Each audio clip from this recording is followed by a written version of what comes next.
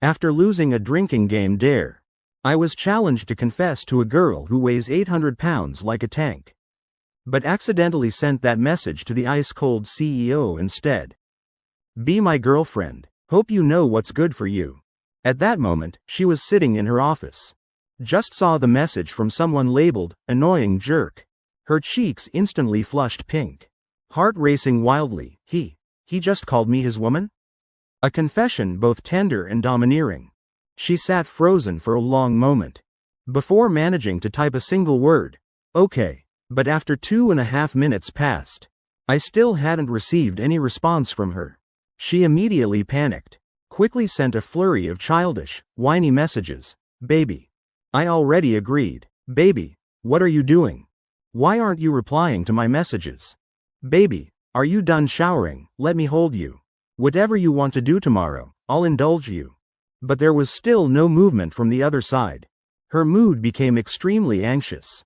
Hesitating for a few seconds, she bit her lip lightly and typed, annoying jerk Jake Thompson. Come to my office tomorrow morning. The next morning I woke up in a daze. Still clutching my phone tightly. Couldn't help but feel a headache. Damn it. How did I fall asleep last night? Whatever, forget about it. Looking at my phone, it was already 7:30. I hadn't even dressed properly yet. Frantically crawling and running to the company. Luckily swiped in at 7:59, not late. Right then, my best friend Lil Wolf walked over. He looked at me with pitying eyes. Jake bro. CEO Sophie is looking for you, told you to come. Hurry to the CEO's office. Seems pretty urgent. Hearing this, my face was full of question marks. CEO Sophie. She and I have nothing to do with each other. What does she want with me? On the way to Sophie Sullivan's office, I accidentally ran into Secretary Zhang. Last night I helped her with matchmaking. Little Wolf finally won her over. When she saw it was me, Secretary Zhang couldn't help but frown slightly. Gently reminded me, Jake, be careful. The CEO seems a bit strange this morning. Hearing this I was a bit stunned, that iceberg being strange. Strange is her normal state. Strange how? Secretary Zhang frowned, shook her head. How should I put it? She seems kind of shy like a girl. After hearing this, I almost jumped up. Shit. That's way too abnormal. Sophie Sullivan. That woman knows how to be shy like a maiden. Then I nodded to Secretary Zhang and walked straight into Sophie Sullivan's office.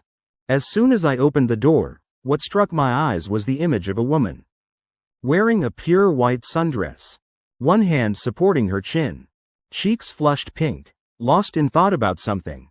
CEO Sophie. What did you call me for this early morning? Seeing this unfamiliar side of Sophie Sullivan, I felt a bit uncomfortable. Scratching my head awkwardly asking. Sophie Sullivan heard this, looked up at me, our eyes met. The next second, her face lightly blushed. Then she shyly lowered her head like a growing child. Jake Thompson. About last night, do you have anything you want to say? Words just ended. I immediately froze. Last night's matter. Last night I was drinking, playing truth or dare. Didn't do anything related to her. I tried hard to recall last night, but still didn't understand what happened to CEO Sophie last night. Actually, Sophie Sullivan tossed and turned all night, only slept 2 hours. She kept worrying she expressed herself wrong. If I misunderstood that she was rejecting, that would be embarrassing to death. Should I explain to Jake Thompson now? Sophie Sullivan hesitated while thinking. Even her neck turned pink. Then lightly moved her lips, mumbling, Jake Thompson. About your confession last night. My final answer wasn't rejecting you. I think we should talk in person instead. I was standing at the door, anxiously worried. After hearing this my head was full of black lines. What is Sophie Sullivan saying? Confession. I confessed to her last night. Is she crazy or am I the crazy one? How could I possibly confess to this iceberg? But the very next second, my brain worked extremely fast. Sophie Sullivan isn't someone who speaks carelessly. So it's very possible she's telling the truth. While I was extremely confused, Sophie Sullivan continued speaking. Her cheeks still tinged with pink. Looking like a maiden in love. Completely different from her usual self. The iceberg, the strangers keep away person. Now clearly a girl in love. I saw Sophie Sullivan frown, gritting her teeth. Voice as small as a mosquito. Jake Thompson. I can feel your sincere feelings. So I think we can give it a try. After speaking, she quickly lowered her head to look at documents. Such flustered behavior. Exactly like a girl newly in love. While I was completely bewildered. Mind in chaos. I shook my head hard. CEO Sophie. Let's not say anything now. Just give me 5 minutes to calm down. 5 minutes is fine. Sophie Sullivan heard this without looking up. The corner of her mouth curved into a slight smile. Lightly biting her lower lip, shyly nodding. Okay. Then let out a long breath. Trying to adjust her mood. Quickly took out my phone and opened the Penguin app. What struck my eyes was the chat with CEO Sophie. In that moment I was drenched in cold sweat. Fingers trembling clicking into the chat. Damn it. What the hell is this? I clearly remember losing Truth or Dare last night. Confessing to that tank girl. Now the target became Sophie Sullivan. They successfully conquered me. I immediately shook my head hard, wiping my face. Never playing this game drunk again. Jake Thompson, have you calmed down yet?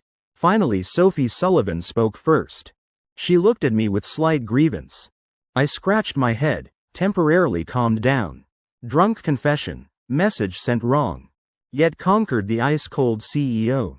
Just as I was still hesitating. A mechanical sound rang in my ear. Ding! Congratulations host for activating the soulmate binding system. Selected soulmate. Sophie Sullivan, beauty score 95 points. Binding with Sophie Sullivan as soulmate. Officially awakening system, unlocking all functions. Receive reward 5 million soft currency, 1000 points. Just agreeing with Sophie Sullivan rewards 5 million. Do I even need to choose? Am I the type of person easily swayed by money? Am I the type easily shaken? I coughed lightly, looking straight into Sophie Sullivan's eyes. CEO Sophie. I can only say my words last night were carefully considered. Spoken from the depths of my heart. I, Jake Thompson, don't casually say love. This isn't for money or drunk wrong text. Why didn't I text the wrong person? But sent it to Sophie Sullivan. Fate should follow nature. Hearing this, Sophie Sullivan's face turned even redder. Shyly lowering her head, hands clasped tightly together, lightly pursing her lips. Seeing this, the corner of my mouth slightly lifted. Walking straight to Sophie Sullivan. Bending down teasingly. So what am I to you? Sophie Sullivan heard this, face turning even redder. Small hands clenched tight. Jake Thompson. Why are you pretending to ask? After all, I'm the CEO of the corporation. Sophie Sullivan adjusted her emotions. Corner of mouth slightly curved. Yeah. Jake Thompson. Why are you pretending to ask? Then she gently extended her fair arm. Pointing to her heart. Since I agreed with you. Then you're naturally the person in my heart, hubby, moi. Sophie Sullivan just finished speaking. The very next second, the system sound rang in my head again. Ding. Congratulations host for fully activating the soulmate binding system. Soulmate Sophie Sullivan, rewards distributed. But I completely didn't hear what the system said. My thoughts were still lingering on Sophie Sullivan's hubby just now. God, Sophie Sullivan actually said that. This move not only doesn't lose, but wins big. Sophie Sullivan in front of me right now. Like a wolf in sheep's clothing. Both flirtatious and shy. Eyes occasionally glancing at me. After teasing, she suddenly froze. Both hands fidgeting, not knowing where to put them. About to throw herself into my arms acting cute. But the next second, someone knocked on the door from the hallway, calling her to a meeting. CEO Sophie. CEO Williams from Thunder Corporation will arrive in 10 minutes. Do you need to prepare anything? Secretary Zhang's voice rang out interrupting.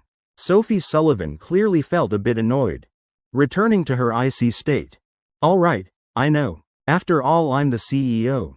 How can I hesitate like this? She pretended to stumble, leaning into my chest. Have to go to the meeting. Let's meet later then. You have to take initiative then. Sophie Sullivan said, both pouting and sweetly. The teasing intent completely obvious. Right now I really wanted to take her on the spot. But we've known each other less than half an hour. Moving too fast isn't good. Had to helplessly leave. Just out the door met Secretary Zhang. CEO Sophie didn't give you a hard time, right? Emily Zhang couldn't help asking. Hearing this I was a bit stunned. Hard time? Well, forcing me to be her husband count as giving me a hard time? Probably not. Fortunately CEO Sophie is still reasonable. I answered politely, making Emily Zhang stunned. Watching my back walking away. She couldn't help scratching her head. How is this possible? Talking with CEO Sophie for half an hour. If not crying, should at least have a dark face. On this side I just sat down at my desk. Madison Wong and Lily Song appeared. Jake bro, this is porridge I made this morning. Have you eaten breakfast yet? Jake Thompson, Little Wolf said you guys drank last night. Still have a headache? These two are my little fangirls in the company. Normally I could tease them a bit. But now I'm taken. Come on, you two go away. I have some work. I waved my hand. The rejection made the two girls leave dejectedly. Right then, my best friend. Little Wolf saw this and walked over grinning. Jake bro, what's going on? Porridge personally brought by a girl with tenderness and you don't want it. Little Wolf just got a girlfriend so was a bit floaty. I could only smile bitterly after hearing. I waved saying it's nothing. Just in love, that's all. Don't want to casually accept things from other women. Little Wolf gasped. In love? Holy shit. Went to CEO Sophie's office and became lovers. The answer is clear as day. Little Wolf swallowed hard, looking at me somewhat incredulously. Bro, holy shit. You've hit the jackpot. Come on, which cousin did CEO Sophie introduce you to? Hearing this, my face was full of question marks. Coldly glanced at Little Wolf. Cousin my ass. Why can't it be Sophie Sullivan? Little Wolf's eyes widened. Immediately looked around. Voice trembling. Jake bro. Don't say that carelessly. Did you forget old Lee from Tech Department's poison oath? Whoever can win CEO Sophie. He'll livestream headstand with an electric fan. Hearing this I frowned. Holy shit. There's this too? Never mind, poor old Lee, let him go. So I made up. It's just CEO Sophie's cousin. Little Wolf breathed a sigh of relief, even gave me a thumbs up. I could only look at him helplessly. Turning back, started spacing out at the computer. After all, I'm someone who's lived once before. Only took 20 minutes. I finished typing a complete design proposal. The remaining days just going through the motions. Soon it was time to get off work. I held my teacup ready to leave at exactly 12. With 2 minutes until 12. Tech Department head William Harris walked into the office. Then turned to announce everyone prepare to leave. This morning, CEO Sophie and CEO Williams from Thunder Corporation finalized the preliminary plan for SK product. A premium essence line. Time to market is very urgent. So everyone hurry. Each person submit a design. If any is chosen as the final plan, will reward 10,000 cash. Words just ended. The entire tech department collectively groaned. Before getting off work, still demanding design submissions. This time forcing no lunch break. Everyone looked at each other smiling bitterly, finally gave up lunch break. And this was exactly the effect William wanted. 12 o'clock sharp. William looked at employees still diligently working. Nodded with satisfaction. Just as he was feeling smug, a figure flashed past. Damn it, time's up. Going home, what else? Starving to death. Let's go eat, let's go eat. I had already finished today's work early this morning. Of course, no need to overtime. But in William's eyes, this was completely different. Others staying to work, while I'm trying to sneak off. Running for what? You stop right there. Jake Thompson, don't you have any sense of responsibility? Don't you see people working? You dare go home for lunch break? I heard this and turned around, eyes contemptuous. Gave him a white eye. What's wrong with my lunch break? Them working overtime without overtime pay, what's it to me? William stood frozen, couldn't refute. He knew I was right. But still couldn't let me go. This overtime counts toward attendance evaluation. You go ahead. This month I'll deduct your attendance bonus. Just finished speaking, William raised his head confidently. eyes full of satisfaction. But I just coldly glanced at him, gritting teeth, spitting out 2 words, idiot. Then turned and left. Overtime my ass, go ahead and deduct my money. Just try touching Sophie Sullivan. She's my wife. Not bothering with him. He really thinks he's the center of the universe. Soon I arrived at my apartment building. Stopped by my favorite beef noodle shop. Had a hearty meal. Then leisurely went home, taking advantage of free time to study the system. After that, I used 1,000 system points for a lottery draw. Praying to heaven and Buddha for a house. Let me upgrade to a big villa. Continuously praying in my heart. Ding. Consuming 1,000 binding points. Drawing lottery for host. Congratulations host. Received Gulf's Century Limited jewelry set. Damn it. What do I need this useless thing for? Feeling unacceptable, I decided to sell it. Suddenly I took a deep breath, remembering Sophie Sullivan's come on system. This is clearly forcing me to give gifts. But that's right, should buy something for Sophie Sullivan. Galaxy Shopping Center. On my way to work I happened to pass by Gulf store. Might as well pick it up. Give Sophie Sullivan a surprise this afternoon. I went straight to the 4th floor of the center. Don't know how many girls asking for my number I rejected.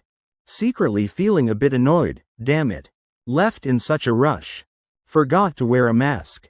Can't hide this devastatingly handsome face. I walked straight into Grove store. Here almost all wealthy people. Except me. Afraid of meeting rich madams. Once I was done, immediately told my name to the salesgirl. Told her to prepare quickly for me. The salesgirl naturally didn't dare delay. You should know my necklace. Listed price up to 2.88 million. She could sell her whole life and not afford it. While I was waiting to pick up, a middle-aged man walked over. Got straight to the point, said he wanted to buy that necklace.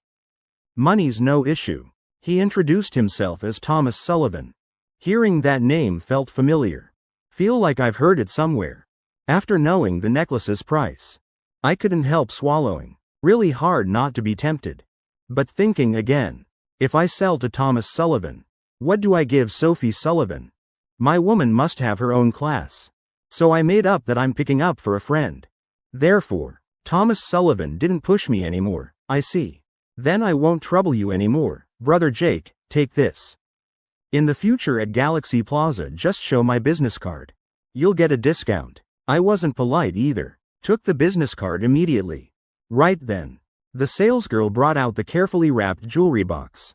No problem. Then I'll take my leave. After that I returned to the department and swiped in.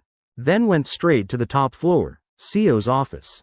Just walking in, I saw Sophie Sullivan's pink face resting her chin by the window. Looking outside, don't know what naughty thoughts she's having. I immediately approached her, leaning my head close. Smelling her fragrance. Wifey, half a day apart. I'm dying from missing you. The moment Sophie Sullivan turned to look at me. Got flustered by me again. Eyes somewhat avoiding. Mind full of jumbled thoughts. His hair seems a bit messy. Should I help him fix it? Or leave it? Would it be too intimate? That's right. I'm his girlfriend after all. Finally, Sophie Sullivan extended her soft right hand. Left hand clenched, helping me tidy my hair neatly. Then awkwardly withdrew her hand. Did you eat enough at lunch? Of course I ate enough. Wifey, let me tell you. Downstairs I have an amazing beef noodle shop. When you're free I'll take you. Sophie Sullivan paused slightly. As the company's CEO, no vacation days. Almost always have to be at the company. So she started planning in her head. Cancel all work tomorrow. No, must go tonight. While Sophie Sullivan was still calculating. We'll cancel this afternoon's schedule. I gently took out the Grove necklace box. Preparing to put it on Sophie Sullivan's neck. Sophie Sullivan's eyes lit with surprise. When she saw the necklace in my hand, she froze. Sophie Sullivan also had some knowledge about the Grove brand. Incomparably luxurious, the gem sparkled beautifully. At the same time a strange feeling rose in her heart. The feeling of being chosen with certainty. How much must Jake Thompson love me? To be willing to spend money on this gift. After that, Sophie Sullivan closed her beautiful eyes. Face flushed, gently tilting her head, waiting for me to put the necklace on her. But the very next second the phone rang. Hello. Holy shit, is he having an episode again? Still daring to cause trouble. I'm coming right away, after I finished speaking. Put the necklace back in the box. Somewhat helplessly said, Wifey. I have something, need to go first. Sophie Sullivan was a bit disappointed, nodded, Then you go. Don't miss important matters. At the same time her eyes showed clear anger. I want to see. Which blind fool dares ruin this lady's good thing? Hearing that earlier. Seems like company business. She was very unhappy. Extremely angry. In her heart. She really looked forward to me personally putting on the necklace. Didn't expect to be interrupted. Secretary Zhang walked in. Ice-cold voice rang out. A few seconds later, Emily Zhang pushed the door and walked in. Go investigate. If the tech department is forcing employees to overtime. Within half an hour I want complete results. Emily Zhang looked at Sophie Sullivan boiling with anger. Her heart trembled slightly. Couldn't help shivering. Tech department right. CEO Sophie, I know about that. It's department head William forcing employees to overtime at lunch. Making them before getting off tonight. Must submit SK Essence design. Jake Thompson and Mike Wolf didn't overtime. So now William Harris is going crazy. Emily Zhang reflexively. Also wanted to drag me and Little Wolf down. After all I'm the one who matched them up. Sophie Sullivan heard this, eyes extremely cold. Going crazy? Now you go to tech department, tell William Harris to come see me. This scene scared Emily Zhang stiff. Didn't dare think anymore. Hurriedly followed orders. At the tech department side, Little Wolf was glaring at William Harris. He arrogantly said, William Harris. Jake's proposal is all in here. What else do you have to say? William Harris took the documents. Didn't even look. Coldly said, this proposal has no highlights.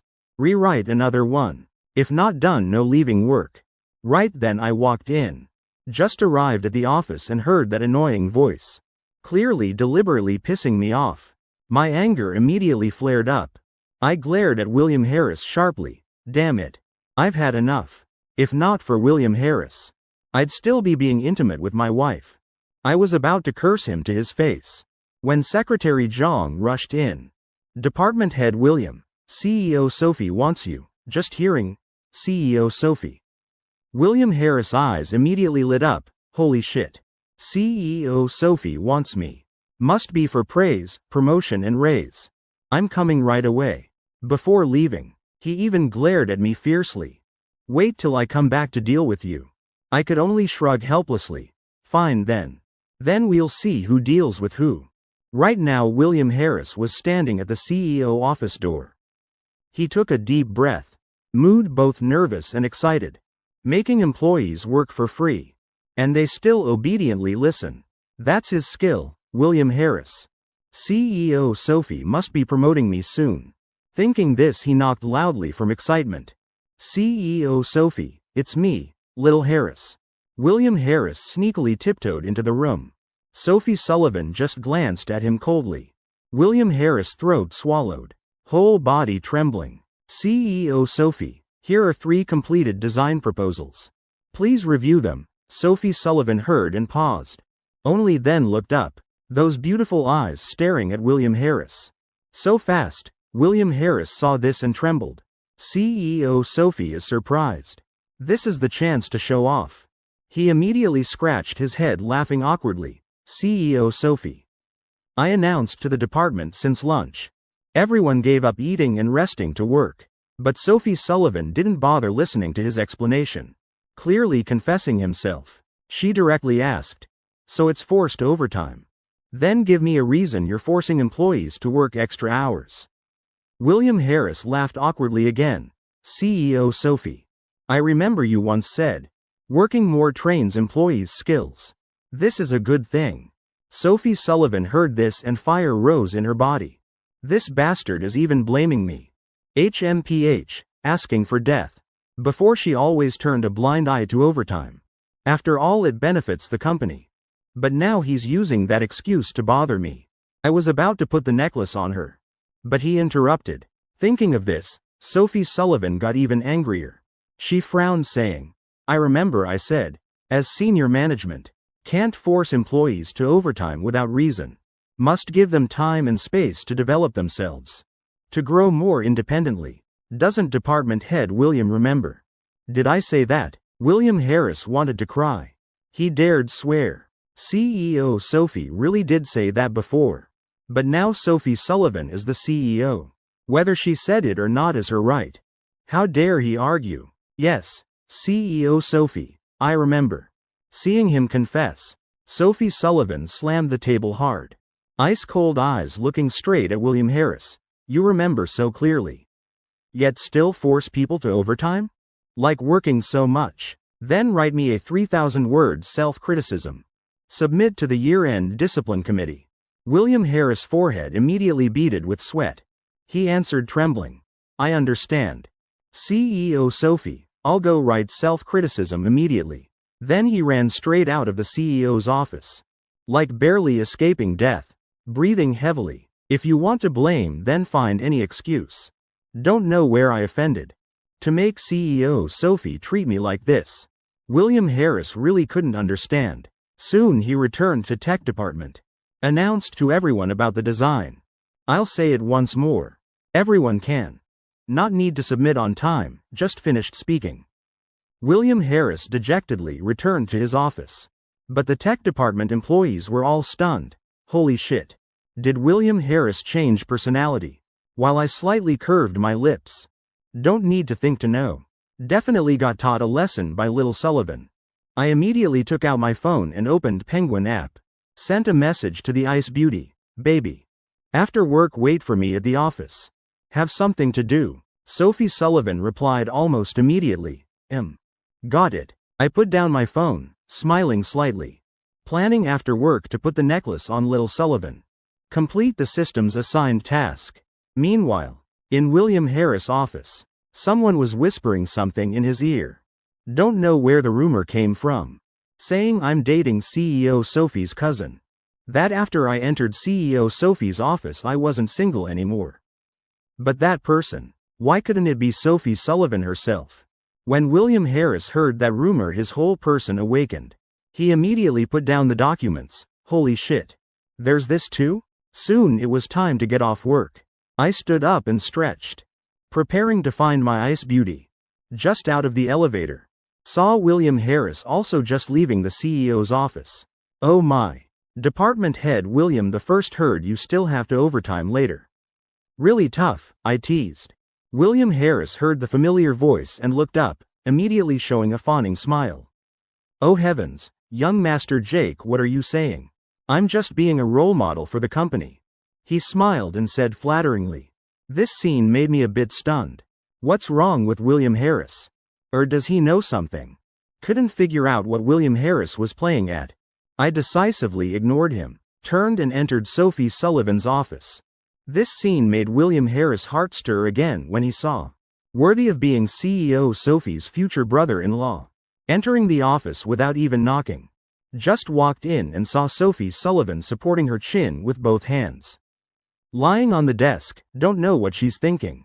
I immediately approached Sophie Sullivan. Smiling mischievously. Wifey, where's the necklace? Sophie Sullivan only then came back to her senses. Paused for a second. Face flushed. Then opened the drawer. Took out the limited edition Gulf necklace. Corner of my mouth slightly lifted. Took the necklace and unwrapped it. Looking at her teasingly. Then smiled wickedly. At lunch. Was going to personally put it on you. Too bad those guys interrupted. Making up for it now isn't too late. Sophie Sullivan hearing this was very happy inside. Lightly bit her lip. Obediently hummed in agreement. Come here. Turning around, this necklace is actually quite complicated. I muttered a sentence. Then placed my hands on Sophie Sullivan's shoulders. The next second, her whole body trembled slightly. This was the first time a man had touched her shoulders like this. Done. This necklace seems designed specifically for my wife. I raised my eyebrows and smiled. Seeing my eyes staring at her fair neck, Sophie Sullivan became even more embarrassed. Heart racing wildly. Lowering her head, she mumbled, "Thank you, hubby." looking at the shy beauty before me. I really wanted to do something more, but was afraid of moving too fast.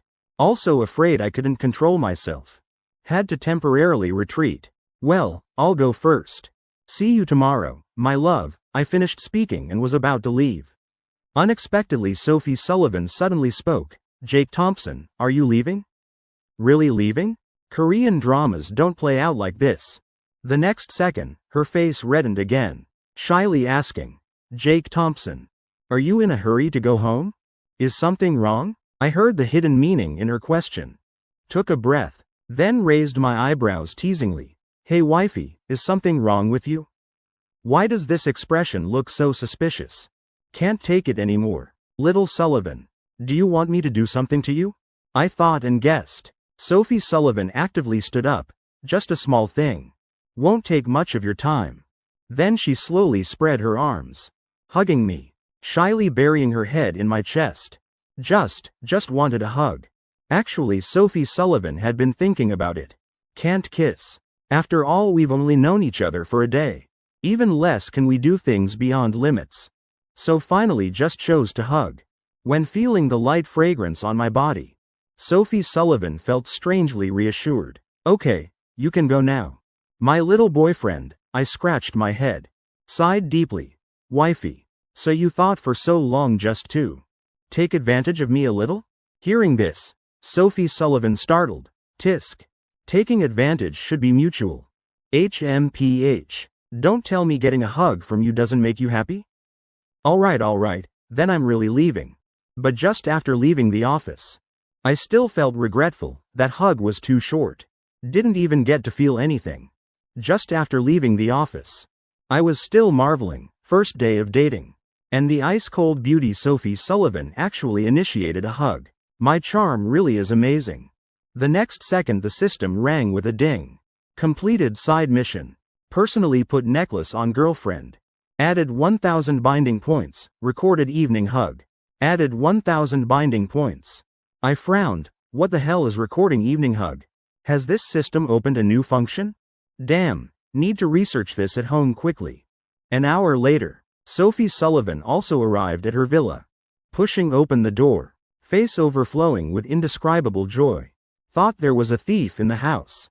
Turns out it's mom and dad's little princess coming home. So rare, finally willing to put work aside. Coming home to visit parents.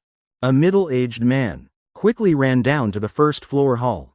Face full of enthusiasm. Smiling brightly. That's great. Come here and look. Dad has a small gift for you today.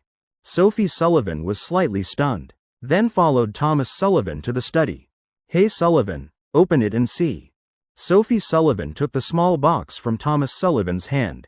Opened it to look. Oh my, it's also a Grove necklace. But, what a coincidence. Only then did Thomas Sullivan notice. His daughter's neck already had a necklace on. He originally wanted to use the necklace as an excuse to advise his daughter to find a boyfriend. Seems to have been seen through. Sophie Sullivan saw her father's gaze. Calmly answered. A friend gave it. Also from Grove. A boyfriend counts as a friend too. Not wrong, Dad give it to Mom. After speaking she turned and left the study. Thomas Sullivan was startled seeing this. Could his daughter really be in love? He swallowed hard, then rushed into the kitchen. Honey, come here, big news. After chattering a bunch of speculation, Thomas Sullivan successfully made his wife alert too. How about during dinner later? I subtly probe a bit. Mary Lee gently suggested. Thomas Sullivan heard this. Gave a thumbs up in praise. Meanwhile, after I arrived at Garden Residence Apartments, spent a whole half hour finally understanding the system's hug check in function. If hugging soulmate morning, noon, and night, will get extra binding points. Damn, isn't this forcing me to date properly? After that, I suddenly remembered I still had 2,000 binding points. So immediately opened the lottery draw. Ding! Drawing lottery for host. Congratulations, host received 100,000 soft currency. Congratulations, host received advanced piano master skill. Seeing the rewards, my face darkened. What use is this damn piano skill? Drawing all these accumulative things. I didn't bother thinking more. Took out my phone and opened Penguin app. Sent a message to Sophie Sullivan. Have you eaten? The next second the system notified. Ding. Host has checked in evening care once. Binding points plus 500. I smiled slightly, 500 points from one sentence. Morning, noon and night adds up to 1,500 points. Plus morning, noon, and evening greetings, that's 4,500 points. Do some side missions when free. Earn 10,000 points in 2 days. Draw a few more necklaces. Trading for a villa wouldn't be bad.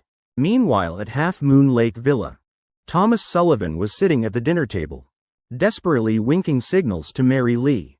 Mary Lee glared at him. Just eating. What's the rush? Being hasty won't taste good. Come, Sullivan, eat this drumstick. Crispy outside, tender inside. Sophie Sullivan nodded slightly. Right then her phone vibrated, making an extremely special sound. Thomas Sullivan and Mary Lee glanced at each other. Something's up. Definitely boyfriend texting. They saw Sophie Sullivan put down her chopsticks, pick up her phone. That sound was the special mode she said just for me. Signaling I texted her. Seeing the message, corner of her mouth slightly curved. Couldn't help emotions rising in her heart. Being cared for suddenly like this in one day really makes one intoxicated. Thinking more about tonight's hug, Sophie Sullivan's face reddened more. Quickly replied to the message. Then sneakily looked up, meeting the gazes of Thomas Sullivan and Mary Lee. 2 gazes like tigers stalking prey. Sophie Sullivan, seeing this, was full of question marks. A bit nervous. Hurriedly explained. My friend had something. It's nothing. After speaking, put the phone face down on the table. Pretending nothing happened. Picked up chopsticks, grabbing another drumstick. Mom. This drumstick is so delicious. Thomas Sullivan and Mary Lee were simultaneously stunned. Their daughter just smiled. And blushed too. This was the first time Sophie Sullivan, while eating, also replied to someone else's message. Most importantly, she even actively explained. All these strange things only prove one thing. Thomas Sullivan and Mary Lee looked at each other, eyes clearly showing joy. Their daughter finally has a boyfriend. Meanwhile at Garden Residence Apartments, I glanced at Sophie Sullivan's reply. Corner of mouth slightly curved. Eating. Parents are here too. Let's talk later. Thinking of the mysterious future in-laws, I felt a headache again. Sighed deeply. But thinking my mom is sick. For little Sullivan to have such a mother-in-law really isn't easy. I texted back. I'm going to play games. Oh, here's the design I made. William Harris didn't submit it for me today. When you're free, help me look at it. On the other side, Sophie Sullivan, after eating, went to her bedroom. Seeing my message, glancing at the online status on Penguin. Playing games, huh? Fine, wait till you're done. After all, he's a guy. No one likes being disturbed while gaming. Therefore, Sophie Sullivan opened the design her boyfriend just sent. After reading, her heart was shocked. Could Jake Thompson be a genius? 10 o'clock, I turned off the computer. Lay down on bed and sent a message to Sophie Sullivan. Wifey. Done. Sophie Sullivan told me to let her know when I finished. Conveniently doing the goodnight check-in. But the next second I froze. Sophie Sullivan's message replied immediately. But that wasn't the important thing. A long prepared message clearly typed beforehand. All about the design. I almost spat blood on the ceiling. Wifey. It's late, don't talk about work anymore, let's talk about other things. Sophie Sullivan lying on the bed. Eyebrows slightly furrowed, not understanding what other means. I quickly replied, right. Talking about romance, not making romance okay. For example, why did you suddenly want to hug me today? Sophie Sullivan, seeing that message, face instantly flushed pink. This fool. You already said the answer yourself. What other reason for wanting to hug? Of course it's wanting to hug. Then she laughed. Then mischievously texted back, bad boy. Not telling you. I laughed, waiting for exactly this. Not telling, then fine. It's late anyway, stayed up too late yesterday. Boyfriend needs to sleep now. Good night, my love. Actually, it's not that I don't want to talk with Sophie Sullivan. Just yesterday's drinking made me quite tired. Plus the confession, emotional ups and downs. Haven't rested all day today. Really tired now. There's another reason. I realized teasing little Sophie through the screen isn't as satisfying as teasing in person. On the other side of the screen, Sophie Sullivan blushing madly, not telling then fine. Jake Thompson, you're too much. Let's see how I deal with you tomorrow. She pouted, clenching her small pink fists, punching the teddy bear hard, looking exactly like a little girl sulking over not getting her favorite toy. Didn't you say we'd talk about romance? Yet you ran away. Bad guy, I'm not talking to you anymore.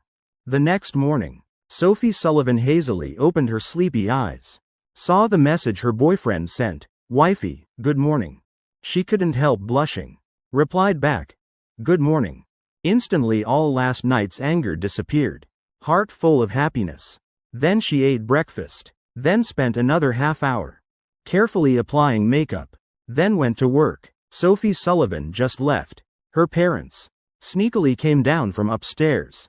See, normally Sullivan goes out barefaced.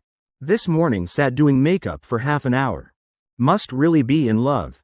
At Lage Company, Sophie Sullivan just entered her office. When I pushed the door and walked in right after, hee. Good morning wifey, ZZ. Last night I researched the system for half an hour.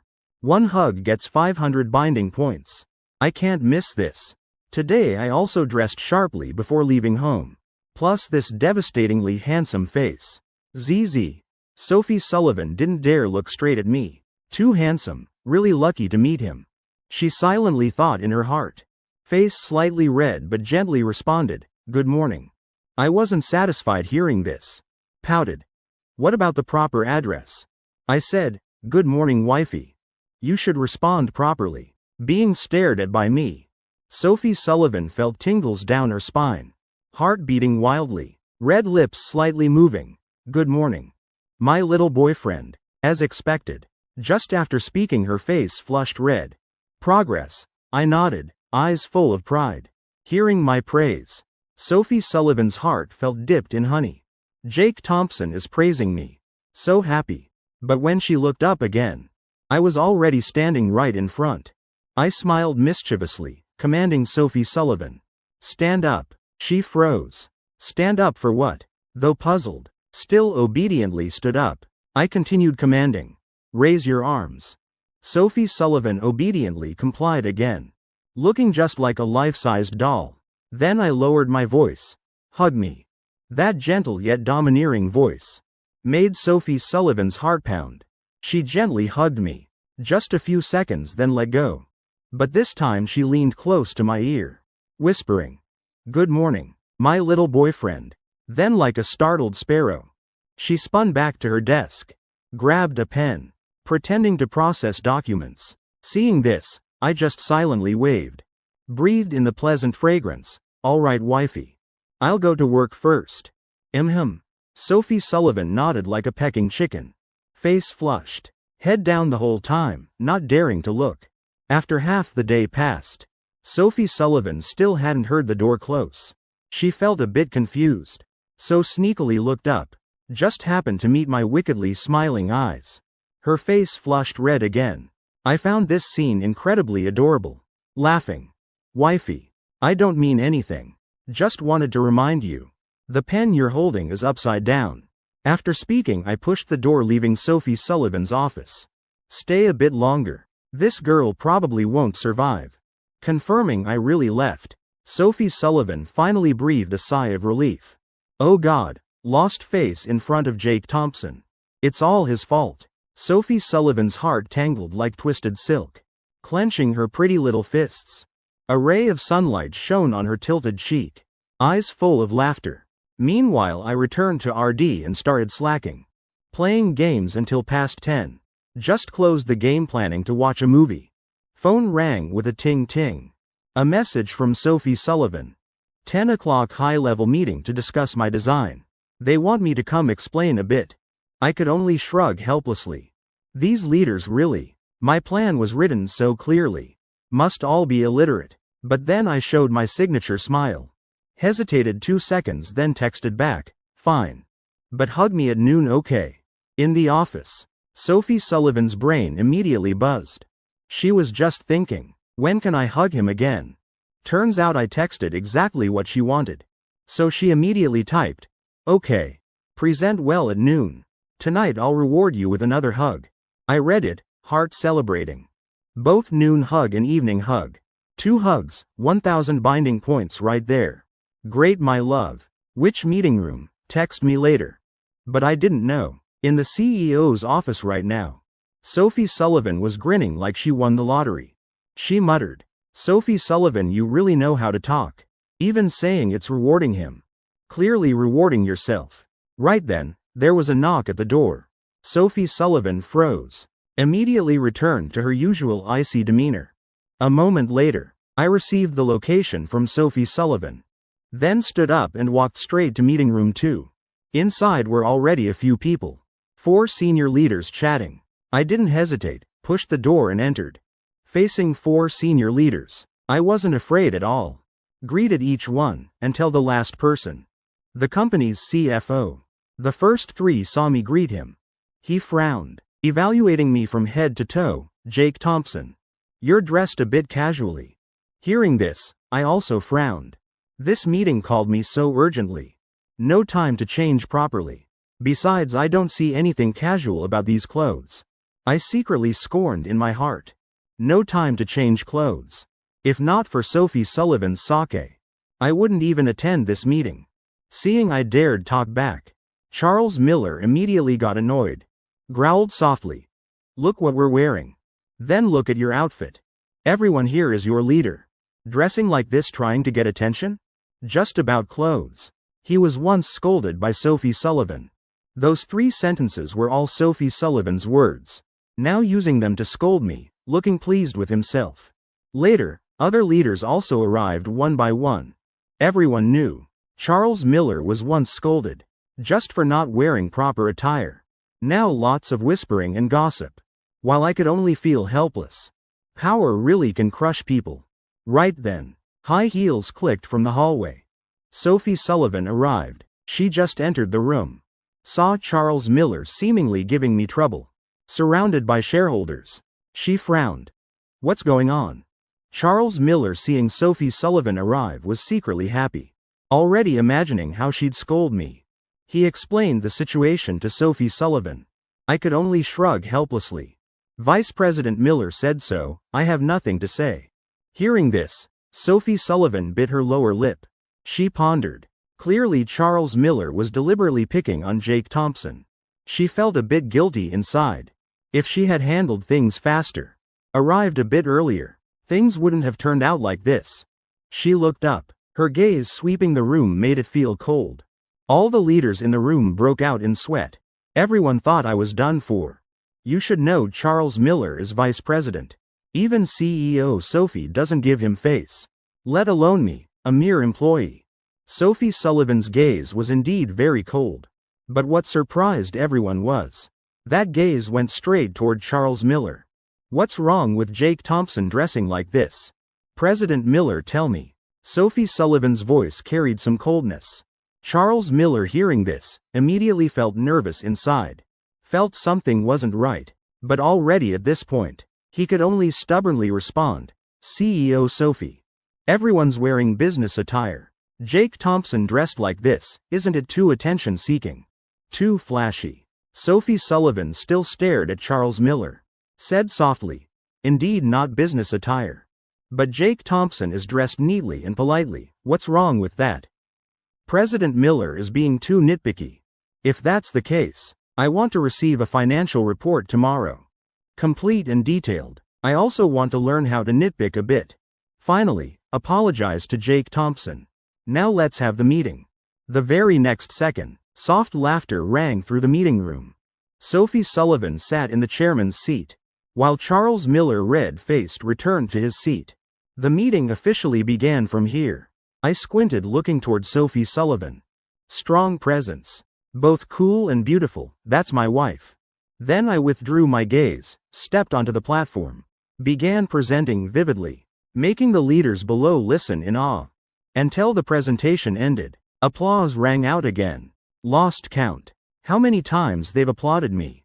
Sophie Sullivan listening with eyes shining bright. My boyfriend is just too amazing. In this world, who could be as perfect as him? So mysterious. This is my little boyfriend. Right now, Sophie Sullivan really wanted to hug me. Really wanted to, eyes unconsciously looking at my profile. Her heart melting. But right then, an untimely voice rang out. This plan really isn't bad. Everyone acknowledges that. But Jake Thompson, aren't you a bit overconfident? The entire plan. You're centering on men's feelings. While the main users of perfume are women, Charles Miller. He waited forever to find a fault with me. Lost face earlier. Can't stand not stabbing me once. But I only needed one sentence to shut him up. Based on market data, the main consumers of perfume are actually more men than women. Speaking with data made the opponent immediately silent. This also makes sense. Men buy to gift women. Recalling the fragrance of young love. Adding romance. After the meeting, Sophie Sullivan was planning to tell me. Come to her office later to report. Unexpectedly, Dylan Tang arrived first. Through this presentation, Dylan Tang highly valued me. Humble, confident, not arrogant, not rushed. Such young people are truly rare. He expressed wanting to get acquainted with me. A while later, I saw Sophie Sullivan at the hallway corner. Oh, isn't this my beautiful wife? Waiting for your cute little boyfriend? Sophie Sullivan blushed, looked around, confirming no one was there before awkwardly saying, Jake Thompson. I missed the elevator. Too crowded, couldn't squeeze in. I was speechless hearing this. My wife is so silly. Can't even lie properly. Who would dare compete for the elevator with the CEO? I smiled mischievously. The elevator's here. Let's go. Back to the office to do something we both like. Sophie Sullivan hearing this blushed red as blood. That hugging in the office thing. Just that and she's already blushing. Who knew the next second? I even grabbed her right hand. Immediately. She was like being electrocuted. Hey. Jake Thompson, let go. Sophie Sullivan looked panicked, seeing no one in the elevator. Then darted in like a scared bunny. Only when the elevator door closed did she breathe a sigh of relief. Being held by me, a feeling of safety rose from deep in her heart. After all, no one saw. Letting him hold a bit is fine. Consider it a reward for the presentation. A deserved trophy. And so, the two of us hand in hand. Until the office door closed. I immediately pushed Sophie Sullivan against the wall. Wifey, your turn now. Sophie Sullivan hearing this, hummed lightly. Corner of mouth curving mischievously. Muttering in her heart. Bad guy. Thinking it's so easy. HMPH, you keep wanting to hug me. Do you still have any shame? I saw her trying to wriggle away. Then pressed closer, just inches apart. Then raised my eyebrows smiling. Jake Thompson's wife won't break her word right. Sophie Sullivan pouted playfully. I raised my eyebrows slightly. Well, that's true. She spread her arms wide, hugging me tightly. I couldn't help but gasp. 500 binding points secured. Beauty in my arms. So comfortable. Good girl, my love. I couldn't help praising. Reaching out, lightly tapping Sophie Sullivan's pink nose tip. Sophie Sullivan immediately froze. This action is too intimate. Swoosh, her face flushed red as blood. Reflexively wanting to back away from me. I turned dark. I didn't do anything. Why is this girl shy again? Damn, the internet wasn't wrong. Women's hearts are hard to read. 2 in the afternoon. I clocked in on time. Just sat at my desk. About to open my phone to watch a movie. Then saw William Harris walk into the department office. Coughed lightly, afraid of affecting me. After all, I'm CEO Sophie's brother-in-law. If I accidentally scared me, then it's over. Big crime. Then he announced, everyone pay attention to the research plan. We don't need to do it anymore. Jake Thompson's design has been confirmed as the final plan. Immediately, the whole office went silent. Damn, that fast? Immediately discussion erupted loudly. William Harris hurriedly gestured to stop. Because Jake Thompson's plan fits very well with this new product. CEO Sophie decided to increase Jake Thompson's bonus to $200,000. Additionally rewarding $50,000, split evenly among our research department. Tomorrow is Friday. Noon we'll have team building at Cafeteria Hall 1. Afternoon off early. Words just ended. The whole research room exploded. Oh my, Jake Thompson is amazing. CEO Sophie is truly divine. Hearing this I smiled slightly. Worthy of little Sophie. Just using 100,000 to maintain department morale. Right now, little Wolf grinned approaching. Giving me an, I understand you, look. Brother Jake, still thanks to your cousin. Really spoiling you too much. Finalizing the plan directly. I was speechless. This sworn brother must have been kicked in the head as a kid. Keep going on about cousin. Then I was planning to chat with Sophie Sullivan. When William Harris approached grinning. Jake Thompson. Everyone just discussed tomorrow's team building. You, as the biggest contributor, should perform some talent. I was a bit stunned. Miss Sophie will come. But what does that have to do with me? Perform what, then get laughed at by her? But the next second I seemed to remember something. Raised my head high, arrogantly smirking. Hey. Just CEO Sophie, no worries. I have arrangements. William Harris realized. What am I worried about? Oh my head, alright, I'm relieved. I slightly curved my lips. Decided to put on a show then. Make Miss Sophie fall for me completely. But the very next second, the system suddenly rang. Ding, congratulations host. Activated hidden mission. Impress girlfriend Sophie Sullivan at tomorrow's team building. Reward 1,000 binding points. If using previously won advanced piano master skill. Then reward doubles. I froze. Damn, I really won this skill? If piano reward doubles, then Miss Sophie will definitely be moved by me. Maybe give myself to me. Quickly time to leave work. Lazy time passes so fast. Just after work, I ran straight to Sophie Sullivan's office. Time to collect binding points and hug the beauty. I still didn't knock, just went straight in. But then I froze. Miss Sophie was sleeping on her desk again. I should have woken her up. Hug then leave. But that wouldn't be manly. So I decided to check Sophie Sullivan's wardrobe. Find some clothes to cover her. Just afraid she'd catch cold, no other meaning. I told myself, heart full of innocence. Opened the wardrobe wide. Light fragrance. Exactly like on her body wafted out. I glanced around. Didn't see anything strange. Was a bit disappointed. I grabbed a thick coat. Draped it over Sophie Sullivan's shoulders. Seeing her sleeping soundly, I couldn't bear to wake her. So tired, then let her sleep a bit more. Just 2 steps out of the office. Behind me an alarm rang. What the? Sophie Sullivan jolted awake. Shivering. So cold. Why is there a coat on my back? Whatever. Put it on first. Jake Thompson should be coming soon. He need to wake up a bit. But when she looked up, met my mischievously smiling eyes. Sophie Sullivan froze. Face visibly reddening. Jake Thompson, when did you arrive? I just got here a few minutes. Thought I wouldn't get a hug tonight. My wife is so good. Even set an alarm specifically to wake up and hug me. I teased. But eyes shining bright. Because when Sophie Sullivan wore this athletic jacket, became even more alluring.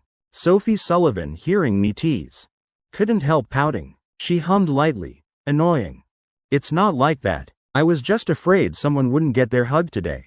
Then tomorrow they'd whine about not getting one yesterday. Making me compensate with several more hugs. I didn't argue back. Just silently in my heart. Gave Sophie Sullivan a thumbs up. Worthy of being my wife. You understand me so well. So let's hug now. My love hadn't even responded yet. I already lunged forward like a hungry tiger pouncing on prey. Holding her tightly in my arms. Pressing close to that soft warmth. Sophie Sullivan came to her senses, feeling a bit annoyed. But after struggling twice, I just held her even tighter. Then she said shyly in a small voice, Jake Thompson. Don't squeeze anymore, you'll break something. Her voice gradually became almost inaudible. I understood all too clearly. But still pretended to be clueless. Acting confused. Break what? Sophie Sullivan's face turned even redder seeing this. Almost ready to cry. Stammering softly. Well, that thing. That thing all you men like. I still held her tight without letting go. Teasing for 2.5 hours straight. finally reluctantly let go. At this point Sophie Sullivan shyly rubbed the soft spot on her chest. Cheeks flushed pink, smooth as if they could be blown away. Then she pouted and muttered, "It's all your fault. Jake Thompson, you pressed too hard, it hurts there." I scratched my head awkwardly. Having gotten the advantage, what more could I say? Had to hurriedly change the subject. "Oh right. My love, I discovered you have your own charm not wearing office attire. Why don't you try different styles of clothing?" Sophie Sullivan's brain seemed to explode. She reacted, looking down only then realizing her collar had long been messed up by me. Then she blushed with embarrassment. Said softly, "Don't all you men like the office style?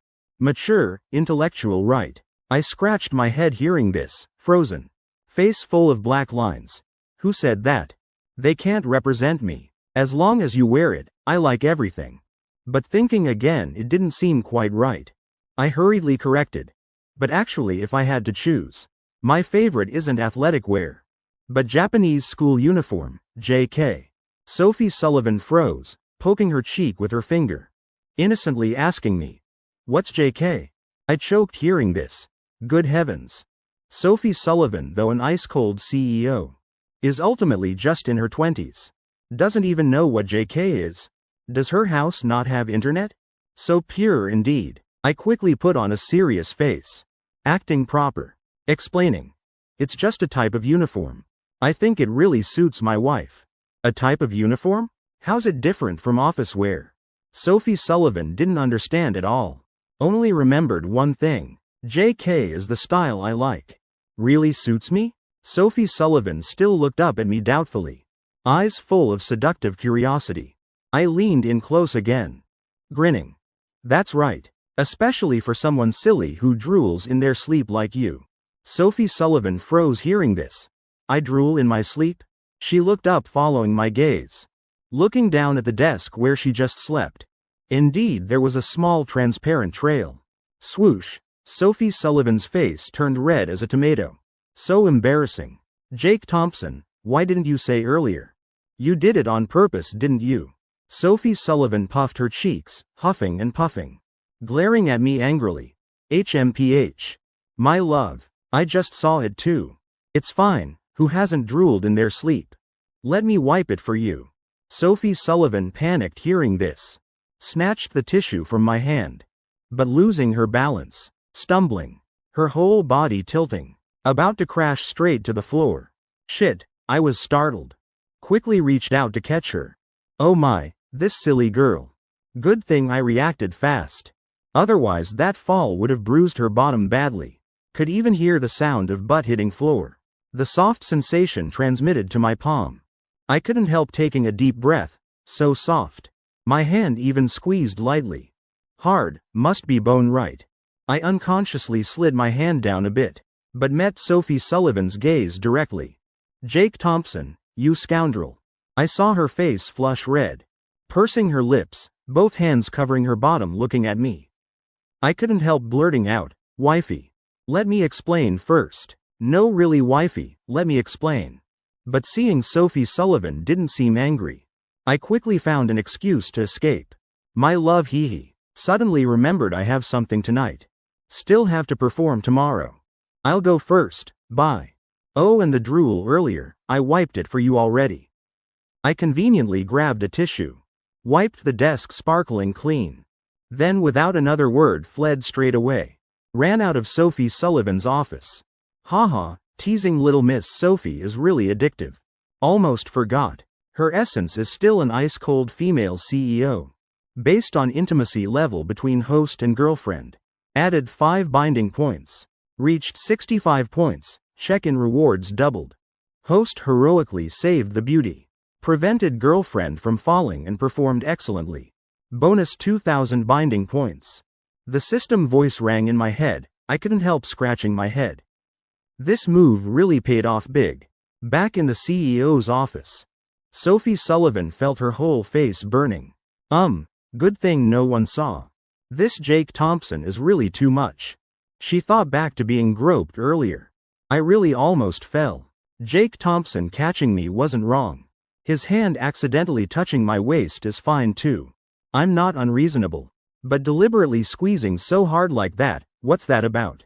Jake Thompson, you jerk, lucky you ran fast. Sophie Sullivan pouted. No one had ever touched her waist before. That tone sounded like she wanted to tear me apart. But what she was really thinking inside, nobody knew except her. Looking at that expression, seemed like she was rather enjoying it. Sophie Sullivan sighed deeply, made a phone call. 2 minutes later, Secretary Zhang pushed the door and entered, scratching her head asking, CEO Sophie, you needed me for something? Sophie Sullivan knew there was lots of trivial work today. So Secretary Zhang would work overtime until 10 tonight. Hearing this, Sophie Sullivan waved her hand, saying, you rest early. Coming to the company at 10 is fine.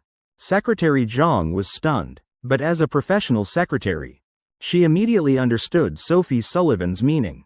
The CEO was asking her to do something. Sophie Sullivan hummed softly, wanted to continue but didn't know how to start. Stammering awkwardly, finally said, help me. Buy a JK uniform.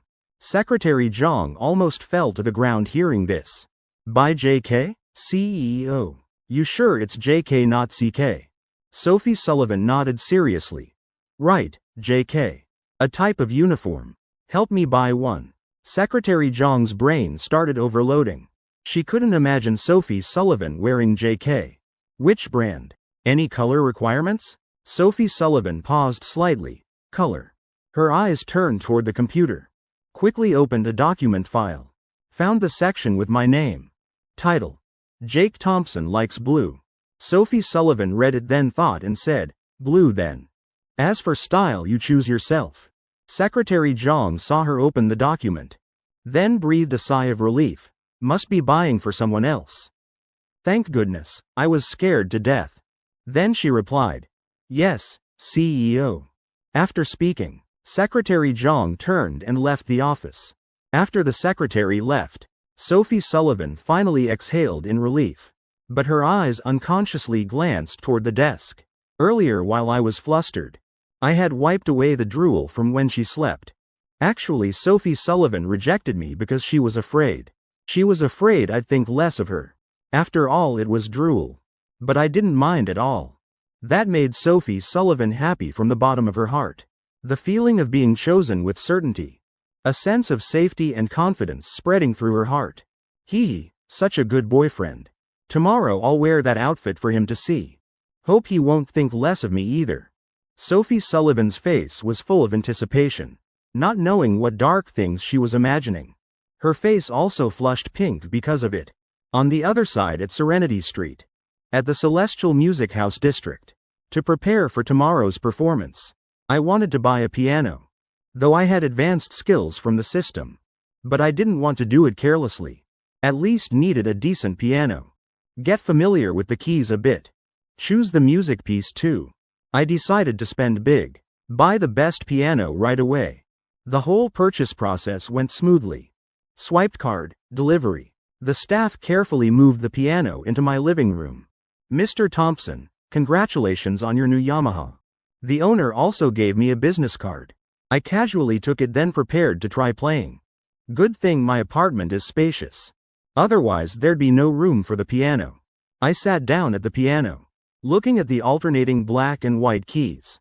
Countless techniques and pieces appeared in my mind. My fingers gently placed on the keys. Gliding flexibly, a melody resonated. I let out a soft sigh. The tune rang out melodious and soft. Notes like dancing sprites. Worthy of skills granted by the system. Choosing pieces just needed filtering through my mind. Could think of names, melodies, and main emotions. Immediately appeared in my mind. After careful selection, finally I chose a perfect piece. Damn it, could it be?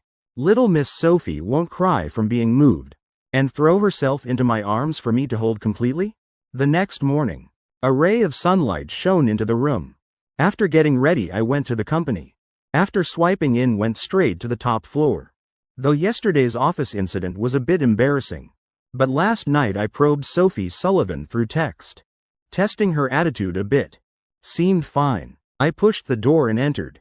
Only saw Sophie Sullivan resting her chin. Staring at the computer screen. Smiling continuously. Don't know what dark thoughts she's having again. I immediately approached Sophie Sullivan, smiling softly. Wifey. A hug for energy? Sophie Sullivan wasn't shy either. Reached out, hugging me tightly. I heard my little boyfriend is performing soon? Give me a hint. Can't give hints. What if the performance isn't effective enough?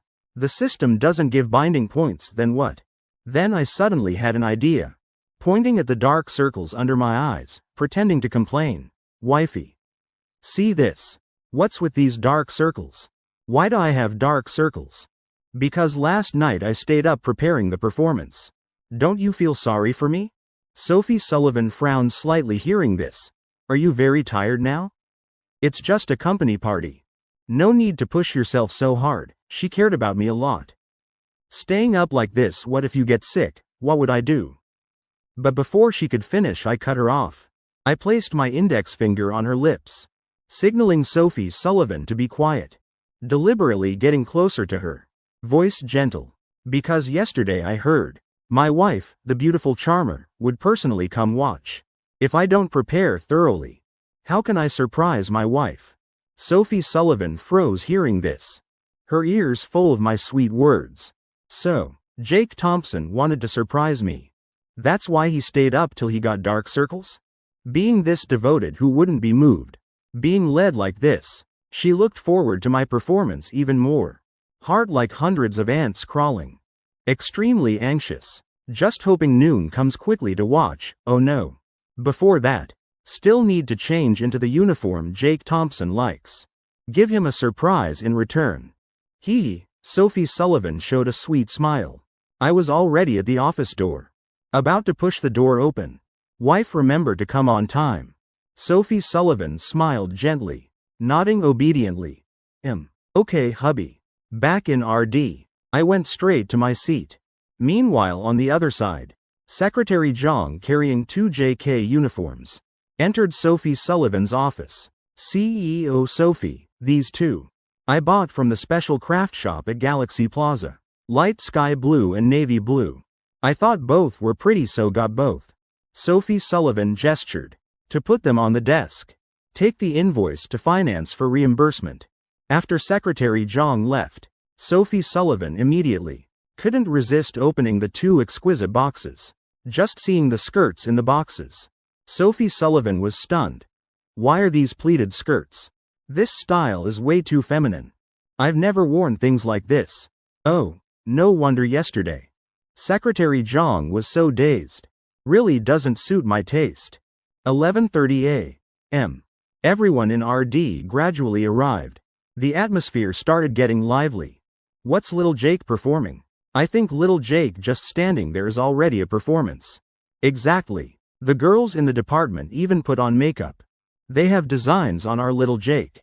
Hearing everyone whispering, I just smiled without saying anything.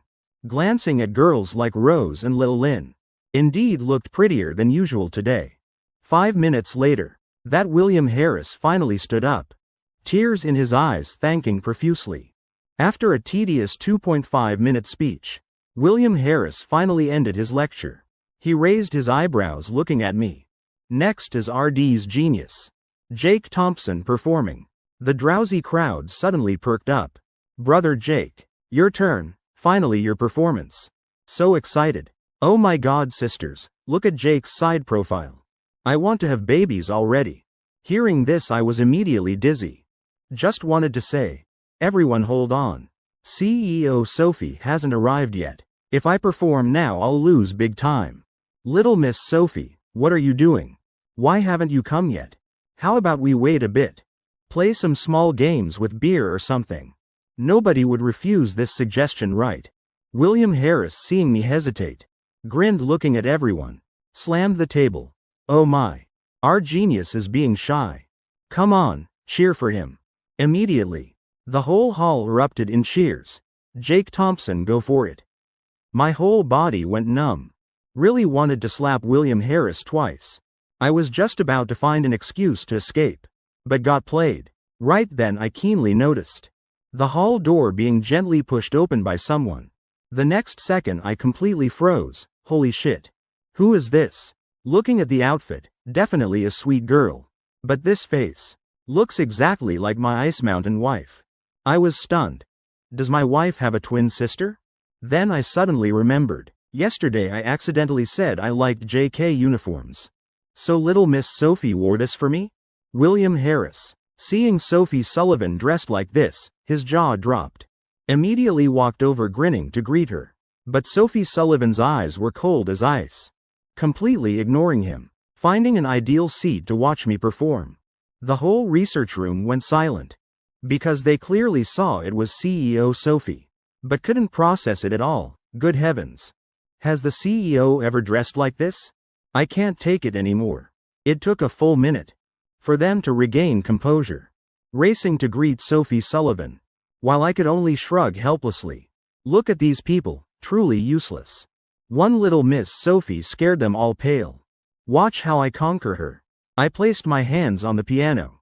A melodious tune rang throughout the hall. Then I turned to face the audience. And confidently sang a cappella. After a performance lasting over 2.5 minutes. Ending with a deep, settling low note. Sophie Sullivan swallowed with difficulty. Her whole body seemed shaken. While I on stage wiped cold sweat. Good thing no mistakes. Bowed thanking everyone. My words were like lighting a fuse. At this moment, no one held back because of Sophie Sullivan's presence anymore. At this moment, Sophie Sullivan liked them. All immersed in the piano music. The girls who just touched up makeup in research were moved to tears, mascara running. That's right. Sophie Sullivan also felt tears about to flow. She understood most deeply the feeling of loving but not being able to have. Just thinking made her feel foolish. Even her scalp went numb. Body trembling thinking back. Wasn't I also unreachable love in his eyes before? The status gap between employee and CEO too large. Like a princess in a fairy tale. What's the difference from a lowly warrior? But he used notes full of hope. Telling me he would reach out to hold me. Breaking worldly shackles. Pursuing the world's purest love. I can do it. I definitely can do it. Sophie Sullivan raised her head. Red eyes meeting Jake Thompson's gaze. When facing billion-dollar contracts falling through. Sophie Sullivan never cried. When partners canceled cooperation. When earth-shattering things happened. She never thought of crying. But at this moment, she wanted to cry. CEO Sophie, satisfied? I also noticed Sophie Sullivan was moved. So deliberately joked to ease the atmosphere. My wife so beautiful. If the little beauty cries. And lets the research department see. This is free content they're watching. Sophie Sullivan gently nodded. Slowly stood up. Being used to office wear. Wearing JK felt a bit awkward. At this moment she was like a princess. Under the stunned gazes of the whole research department. Step by step walking to me. Raising her fair arm hugging my waist. Like the determination in the melody I just played. Not wanting love that can be had. But must love successfully. That's why I bravely confessed late at night. That's why today I changed the lyrics of Dream Wedding. Sophie Sullivan had the same thought now. Firmly confirming I'm the one she chose. Carrying all expectations. And complete infatuation. She really wanted to hug me. Not caring what others think. Want to hug then just hug. The next second, two soft sensations transmitted to my chest. I felt helpless but also warm. Whispering softly. So many people watching. Wifey. Sophie Sullivan just hummed lightly. So what? HMPH, let them watch. This is my company. I hug whoever I want. Jake Thompson sighed. Actually I always didn't want others to know about me and Sophie Sullivan's relationship. Afraid colleagues would be shocked. Also afraid people would think I'm a freeloader. When clearly I live by my talent. But at this point, I don't know how to explain anymore. CEO Sophie, always so cold, actually initiated hugging me. Even 8 mouths couldn't explain this. Glancing at colleagues below the stage. Everyone's eyes wide open. Jaws dropped speechless. What about little Wolf? Face full of understanding. Desperately signaling me with his eyes. Brother Jake, can I help you explain? Man, I really want to reveal your identity. Can't hold it anymore. I looked at little Wolf's bright eyes. Damn, how much dog brain did you eat? Finally understanding the issue? That's right, Sophie Sullivan is my wife. I conveniently made a sign, signaling Little Wolf not to say anything. But in Little Wolf's eyes, my bright eyes, were completely misunderstood. Damn it, Brother Jake is telling me. Bro, go ahead. Tell them I'm CEO Sophie's cousin. Scare these people to death. But keep it down, don't disturb the CEO. Little Wolf took a deep breath, nodding repeatedly. Since Brother Jake said so, must do it well. He turned to look at the confused colleagues. Said softly, "You all confused? Why is the CEO hugging Brother Jake?" Everyone looked at each other doubtfully. Well, yes, we're confused. Aren't you? They started asking noisily. Do you really know the reason? Little Wolf smiled slyly. I fucking really know. I won't beat around the bush. Brother Jake is CEO Sophie's cousin. The whole group collectively objected. Little Wolf, you think you're playing house? Talking complete nonsense. I'd rather believe Jesus rose from the coffin. Such ridiculous talk. Nobody would believe it. William Harris. I believe. I can testify, it's true. Dead silence. Though a bit questionable. But he's the RD department head after all. Also considered company leadership. Knowing more than employees makes sense. His words like nails driven into everyone's hearts. Final and undeniable. Little Wolf pouted. Now you understand? Brother Jake's piano skills. Isn't that amazing? CEO Sophie is also human. Also knows empathy, right? So moved she hugged Brother Jake. So what? They're family after all. The whole group nodded in realization. So that's it. Wifey, meeting's over. Haven't hugged enough? I grimaced. My back's about to break, she looks thin. Why is her grip so strong? Sophie Sullivan pouted, finally willing to let go. Face flushed pink. Lips slightly parted. Jake Thompson. You're off this afternoon. Let's go on a date. I smiled, nodding slightly. Sophie Sullivan winked playfully at me. Right hand lightly brushing my waist. Wait for me at the office, after speaking. Sophie Sullivan didn't look back, leaving the hall. Actually, she was also thinking just now how to explain to the employees below. Finally, she decided not to explain at all. Let them guess however they want. Sophie Sullivan doesn't care. She has more important things. That is while I'm eating. Quickly touch up her makeup. For a sweet date with me this afternoon. Sorry everyone. The CEO got a bit emotional earlier. Let's continue eating and playing games. I slightly smirked. Casually explaining. Not sure if everyone believed it. After all, everyone saw it clearly. Immediately the whole hall erupted in a scream. Oh my, so cool. Brother Jake got the CEO's cousin. True model of a modern man. Jake Thompson, though I can't have you, I'm really sad. But still want to wish you happiness. I also wish you and the CEO's cousin must be really happy. My whole body went numb. What's wrong with these people? What kind of ending is this? That rascal Little Wolf approached again, raising eyebrows, smiling. Brother Jake, we explained everything for you.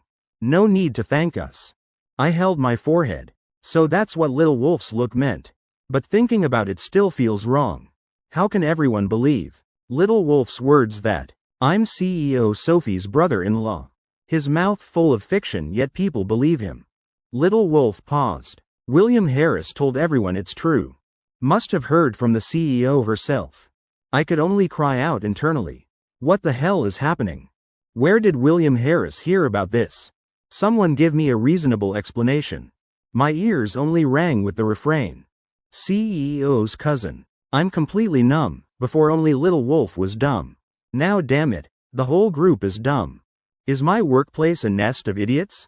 But thinking again. This kind of misunderstanding isn't entirely bad. I sighed deeply. Then gave up explaining. 2 in the afternoon team building ended. After colleagues left, I immediately rushed to Sophie Sullivan's office. Wifey, let's go. Go on a date, of course. Sophie Sullivan pouted slightly. Glancing at me. That look was deadly seductive. Who said they'd date you? HMPH. I immediately put on a pained mask. Girls flip faces too fast. Fine, then forget it. I'll go home and play games.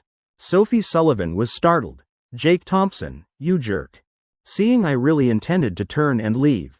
She panicked. This fool. Don't you see how much I prepared? Come back. Where should we date? What kind of date? Corner of my mouth curved into a satisfied arc. Controlling Sophie Sullivan. I'm already an expert at this. Wifey, where do you want to go? Sophie Sullivan shook her head. She'd never dated before. Didn't even know what dating meant. Even the word date. Only seen in Korean dramas. I suggested walking around shopping. Watch movies or play at the amusement park. Surprisingly, corner of Sophie Sullivan's mouth curved into a mysterious smile. Eyes sparkling, looking at me. Of course, listen to my boyfriend. With you, with me. Anywhere is a date. HMPH. I thought to myself, isn't this sweet talk? I know that too. I took a deep breath. Getting a bit seduced here. Then let's walk around Galaxy Plaza. I also want to buy some seasonal clothes. Sophie Sullivan screamed internally. Walking around is fine. Shopping no problem either. But why Galaxy Plaza? That's Thomas Sullivan's property. And where he often goes. If Dad catches us, it'll be trouble. But Sophie Sullivan couldn't bear to refuse. Jake Thompson. New Century just opened a big supermarket. How about we walk there? Sophie Sullivan immediately thought of and suggested. That's fine. I nodded. Actually, I wanted to go to Galaxy Plaza. Because of the card Thomas Sullivan gave. For discounts. But since Sophie Sullivan chose New Century. Then New Century it is. 2,000 intimacy points from this morning already in account. If walking this afternoon triggers another hidden mission. Another 2,000 points. Tonight I can enter the system store. Exchange for a villa directly. Sophie Sullivan smiled. Perfect. This way. Can safely hang out with Jake Thompson. No worry about meeting Dad. In a luxurious office at Galaxy Plaza. Thomas Sullivan was spinning prayer beads. While stroking his beard, he was planning to prepare a gift. Have someone deliver to his future son-in-law. But choosing what gift was too difficult. Not understanding the other party. Afraid expensive gifts they won't like. Afraid novel gifts look too cheap. A knock sounded, pulling him from his thoughts. The secretary gracefully entered. CEO Sullivan. Ready to depart anytime. Thomas Sullivan nodded. In half an hour. I'll rest a bit. Then we go. The secretary politely left the office. Thomas Sullivan slumped into his chair, rubbing his temples, muttering. Fine then. Let's go see. Check out New Century's scale. See what's worth learning. As for gifts, deal with that later. Among the big supermarkets in the coastal city, Galaxy Plaza is definitely number one. But even so, Thomas Sullivan never slacked off. Always maintaining a learning mindset. Recently, a supermarket called New Century rose like a storm. Thomas Sullivan had already made an appointment with the owner there. This afternoon he'll visit to observe and learn. See if there's anything worth referencing. Red ribbons still hung at New Century's entrance. Wind blowing gently, floating in the bright blue sky. A little boy stumbling after his grandmother. Holding a free cotton candy. Happily giggling with joy. Various street vendors. Taking advantage of the crowd to sell their goods. Shouting loudly for their daily bread. Public bicycles lined up neatly. Cleaning staff always keeping the ground spotless. Sophie Sullivan and I just got out of the car. When we met a little girl holding flowers standing before us. Looking like a porcelain doll, incredibly adorable. The little girl spoke sweetly to me. Mister. This lady is so beautiful. Won't you buy her a bouquet of flowers? I smiled softly. Squatting down, looking at the pre-wrapped rose bouquet in the girl's hands. Asked. How much for one bouquet? The little girl held the bouquet with her left hand. Right hand raising one finger. $10 a bouquet. Small gifts like these, I naturally couldn't refuse. Preparing to give to Sophie Sullivan. I chose the most brilliantly blooming bouquet. Just about to take out my phone to pay. When Sophie Sullivan pulled my hand back. She pouted saying, I like this one. I'll buy it, you buy another one. I froze. Oh heavens. Is this girl still half asleep? I'm buying to give to you. I helplessly shrugged. Told the little girl. Since the lady is buying herself. Then I won't buy anymore. Corner of Sophie Sullivan's mouth slightly curved. She finished paying. My little boyfriend. Don't you want to give me flowers? I was speechless. Damn, I want to so badly. But the prettiest bouquet was already taken by you. Mister, this one is also very pretty, take this one. After all the lady bought for herself. You giving her has different meaning. The little girl said obediently. I looked at that bouquet again. Though not comparable to the brilliant one Sophie Sullivan grabbed first. But it was okay, fine then. I paid. The little girl hopped away. I glared at Sophie Sullivan. Then handed her the flowers. Here, for you. Sophie Sullivan didn't refuse. Smiling gently. Thank you, my little boyfriend. And this one's for you. Sophie Sullivan took my hand, giving me the most brilliant bouquet from earlier. More brilliant, more beautiful. She whispered. I've been thinking. Love is between two people.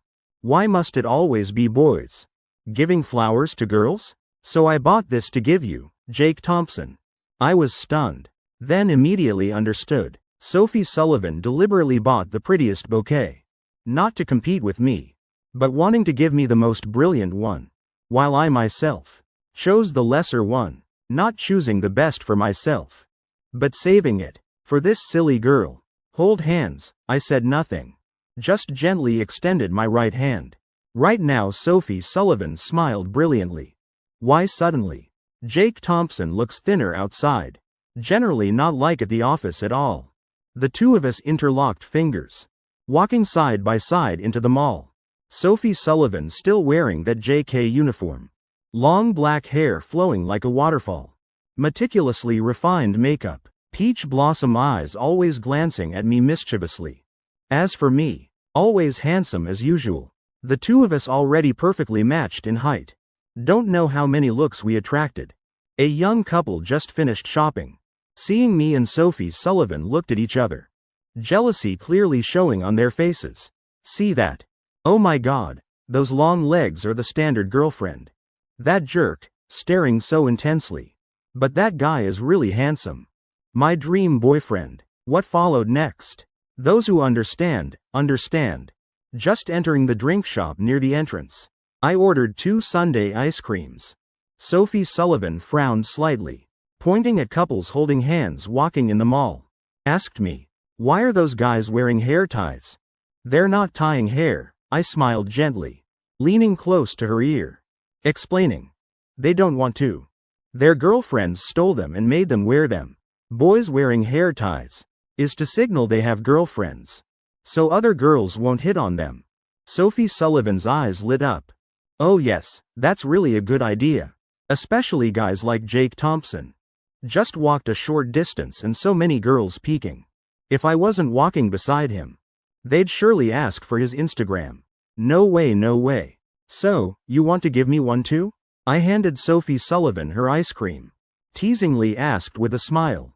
No. Sophie Sullivan lightly licked her ice cream, shaking her head. Actually, she did think about it. But everyone's already wearing hair ties. Then there's nothing new. Sophie Sullivan sank into thought. This can apparently be worn on the wrist too. But Sophie Sullivan's next sentence made me almost choke on my ice cream. Jake Thompson, how about I give you my bra strap? I froze on the spot. Suddenly stopped walking. The guy behind busy with his phone almost crashed into my back. I quickly turned around, politely said, sorry sir. That guy waved his hand, signaling it's okay. I laughed awkwardly, scratching my nose. Then looked at Sophie Sullivan helplessly. Wifey, are you sure you know what a bra strap is? Taking forever to understand, I could only think of one possibility. The strap removed from girls' clothes. What else could be called a bra strap? Can it be tied on the wrist? If you don't want to, then not wearing is fine too. Sophie Sullivan's face slightly flushed. She just suddenly thought of bra straps. Indeed, never seen any girl give their boyfriend a bra strap. So decisively said it straight out. But thinking carefully now, this is really troublesome. That strap, of course, has to be removed from underwear. Using new ones has no meaning. And if using one she's worn, no, can't. Not to mention choosing color and style. All problems. The quickest solution is letting Jake Thompson choose himself. But can that work? Sophie Sullivan thought confidently. No way, I haven't agreed yet. When will you take it off and give it to me? Red, orange, yellow, green, blue, indigo, purple. Give me the whole rainbow ribbon collection. I laughed, such a good thing. If this happened to Jesus, he'd probably rise up laughing too. Another reason I hope for this is the system's passive skill. Receiving gifts from girlfriend adds 1,000 binding points. Sophie Sullivan giggled, glancing at me reproachfully. Typical little girl style. Jake Thompson, did you come up with rainbow ribbons? HMPH, let's go buy clothes for you first. The bra strap I'll think about more. Sophie Sullivan smiled mischievously, walking quickly toward the pride counter. I gasped. Seems like Miss Sophie buying me clothes also counts as binding points. Wifey, I need pants, jackets, shirts. Generally anything wearable I need. Buy me a whole set. Oh right, socks and underwear too. I smiled, calculating, counting everything I could think of. If Sophie Sullivan buys everything at once, total would be about 10,000 binding points. Outside stood a pretty enthusiastic salesgirl, an employee of the Pride brand, always remembering the brand's classic motto. If you like it, come in. If not, get lost. But seeing me and Sophie Sullivan, our faces today really drew attention. She couldn't hide her jealousy. Truly a heaven-made couple. If customers like these don't like Pride, should kneel down and invite them in. Dear Sir and Madam, today's New Century Mall grand opening. Having huge discount promotions. Really worth buying. Let me show you around. I smiled and nodded. Thank you for the trouble. Inside the store decorated luxuriously, showing Pride's true top-tier status. Clothes arranged neat and orderly. Each item designed very delicately.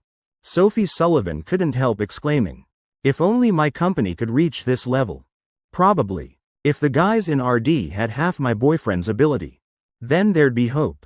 Sophie Sullivan frowned. Occupational disease. About finding faults. She was very serious. This collar design is too ugly. Doesn't suit you. Wide shoulders look weird wearing it. Not taking this one. Too old. More suitable for my dad. Eliminating one by one. Finally Sophie Sullivan saw one. Wine-colored dynamic style jacket. She looked for a long time. Then nodded satisfied. This one's good. Pattern is youthful too. Try it on. I nodded. Right when entering I also thought that one suited me. The salesgirl quickly approached, found the right size, then led me to the fitting room. Meanwhile in the store's main hall, noisy voices echoed. Honey, look how tacky they are. Picking forever, finding faults with everything. Finally chose the cheapest one. Sophie Sullivan frowned, glancing over. It was a couple wearing all designer brands talking. The guy looked like a rich young master. She withdrew her gaze, not bothering to care. Just clothes. Jake Thompson likes it. She likes it too, that's enough. Take me to see men's suits. The salesgirl nodded. Yes ma'am, this way please. What a coincidence. The men's suit area was exactly where that couple was standing. Right at New Century's main entrance. A Rolls-Royce slowly stopped. Thomas Sullivan stepped out. Immediately a man in a suit approached. Brother Sullivan still in fine form as always. Thomas Sullivan glanced at that man. His name was Richard Zhang, founder of New Century Mall. Currently in his 30s. Initially started from investment pads. Truly a business-minded person. Thomas Sullivan laughed heartily in response. Young Zhang's condition lately still hasn't improved at all. Richard Zhang sighed deeply. Everyone in this world has troubles. Brother Sullivan, come sit in my office first. Just opened. Really have some matters needing your guidance. Thomas Sullivan nodded satisfied. Told his secretary to wait in the car. Alone followed Richard Zhang into New Century Mall. People often say, to see a mall's real strength, must look at first impressions. Like New Century's ground floor before us. Just entering, immediately see world-famous luxury brands. Truly symbols of class, clearly showing real strength. Thomas Sullivan just glanced briefly. Already started calculating in his heart. Finally, his gaze stopped on the Prada store sign. Luxurious, discreet yet profound. Class pushed to the extreme. He decided after talking with Richard Zhang to check Prada first. If Thomas Sullivan had looked carefully into the store then, he might have gasped in amazement. Because he'd discovered his precious daughter, Sophie Sullivan, standing right there. But right now, inside the store, I had changed into new clothes. Walking straight toward Sophie Sullivan, I swung my arm, looking at myself in the mirror. Initially I thought I'd definitely be very handsome. But looking again now, seems I thought wrong. Not just handsome. Should say explosively handsome. How is it? Sophie Sullivan's eyes shone bright. Nodding obediently. Yes, you look much better wearing it. Even the salesgirl was mesmerized. If not for insufficient authority, she'd probably request changing the poster representative. Sir, you look absolutely wonderful in this. I nodded, leaning toward Sophie Sullivan, showing the price tag. See if it's acceptable. Sophie Sullivan pouted, saying, in this world, there are two things I don't allow doubting. First is beauty. Second is finances. She smiled gently. Silly. If you like it, that's enough. I took a deep breath. Though I once worried people would misunderstand me as a freeloader. And I really don't want to be a kept man. If I wanted money, I just need to use my past life memories for stocks. Or buying lottery tickets could make me rich. At worst, use the system to trade. How could I possibly be scared by a $28,888 price tag for a jacket? But must admit, being bought gifts by my wife feels completely different from buying myself. Should call it absolutely blissful. Suddenly a discordant voice rang out. As expected, Prada's cheapest item. Even the threads aren't trimmed properly. I turned toward that voice, frowning slightly. A man wearing all designer brands. Admittedly, the clothes looked decent. But when seeing his face, I really couldn't understand. If dyeing hair, then just dye it. Red, orange, yellow, green, blue, indigo, purple, plenty of choices. But he dyed it bright green. Don't know what he's thinking. Indeed, there were some loose threads on the jacket. I also saw them while trying it on. Also wondered about it. But after seeing the price tag, I understood. This is Prada's handcraft model. An international brand. How could uninspected items leave the factory? That's clearly impossible. Looking carefully at those threads, found they had their own unique beauty. I do design work, especially handcraft design. Understand this principle even more. Intentionally leaving some threads is to express rustic handcraft and overall perfection. I helplessly shrugged, not bothering to explain to that ignorant green-haired guy. Just turned to look at Sophie Sullivan and we both laughed. The understanding salesgirl, of course, knew the meaning of those threads. She smiled without really smiling at that guy. Sir, if you're insulting our store's brand, I have the right to ask you to leave. That man's eyes turned cold. A small employee daring to talk to me like that. But thinking again, a wicked thought arose in his mind. I, Dylan Cloud, am a VIP shopping here. You don't have the right to kick me out.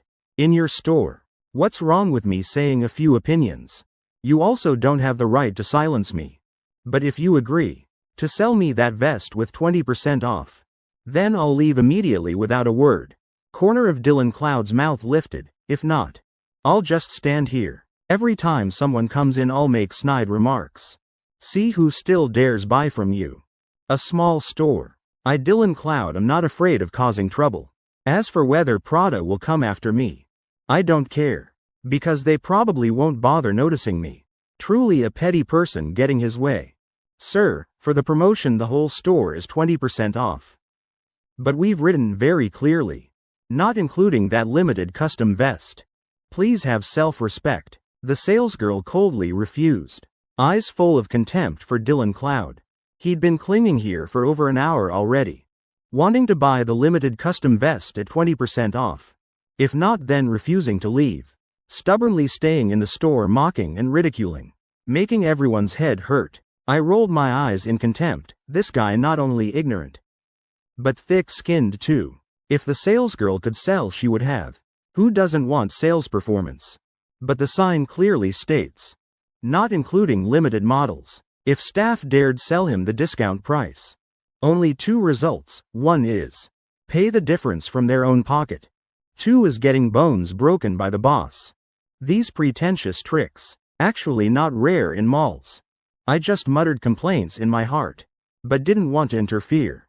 After all, it's between Prada and Dylan Cloud, not my business. But I noticed Sophie Sullivan's expression. From frowning to surprise. Finally, eyes shining bright. That limited custom set was when I was trying clothes. Sophie Sullivan had glanced at the vests here. All okay, but nothing outstanding. Being called limited custom already. Definitely not bad. Yes, ma'am, our brand to thank customers has launched limited anniversary products. Let me find the sketch for you to see. Hearing Sophie Sullivan's voice, the salesgirl felt rescued. Finally had a reason to escape Dylan Cloud. She returned with a design in hand. Please look at the preliminary style. Sophie Sullivan took the drawing. Eyes immediately shining bright, she pulled my hand, sitting down on the sofa beside me saying, "Look, this set is really beautiful. Feels mature but not too old. Steady but not heavy." I nodded lightly, indeed so. But its price seems a bit steep. I sneaked a glance at the nearly $600,000 price. Beautiful indeed. But the price too high. Just clothes, is it necessary? Sophie Sullivan turned asking softly, "How long for custom ordering this?" The salesgirl smiled explaining, "Ma'am, after deposit. Tomorrow our staff will come to your location to measure and take specifications. Though custom order, but due to limited quantity. Only needs about a week to receive. For custom orders that's very fast." Sophie Sullivan lightly bit her lower lip, eyes mischievously looking at me. "Do you like it?" Just as I was about to shake my head, Sophie Sullivan quickly changed tone. "Fine. I understand. Just finishing." She turned away. Clearly I was hesitating over the price. But she could feel I actually really liked that set. Just wavering. Only $600,000. If money can buy my boyfriend's happiness and pleasure, then it's totally worth it. Sophie Sullivan's husband deserves all the best things. What others have, he must have. What others don't have, he must also have. Swipe the card. Sophie Sullivan randomly pulled out a bank card from her bag. The salesgirl's eyes widened in shock. "Ma'am, maybe reconsider. Because after deposit there's no refund." Sophie Sullivan waved her hand, smiling gently. "No need to think more, pay now. Paying in full is only $600,000. The salesgirl's face bloomed like flowers.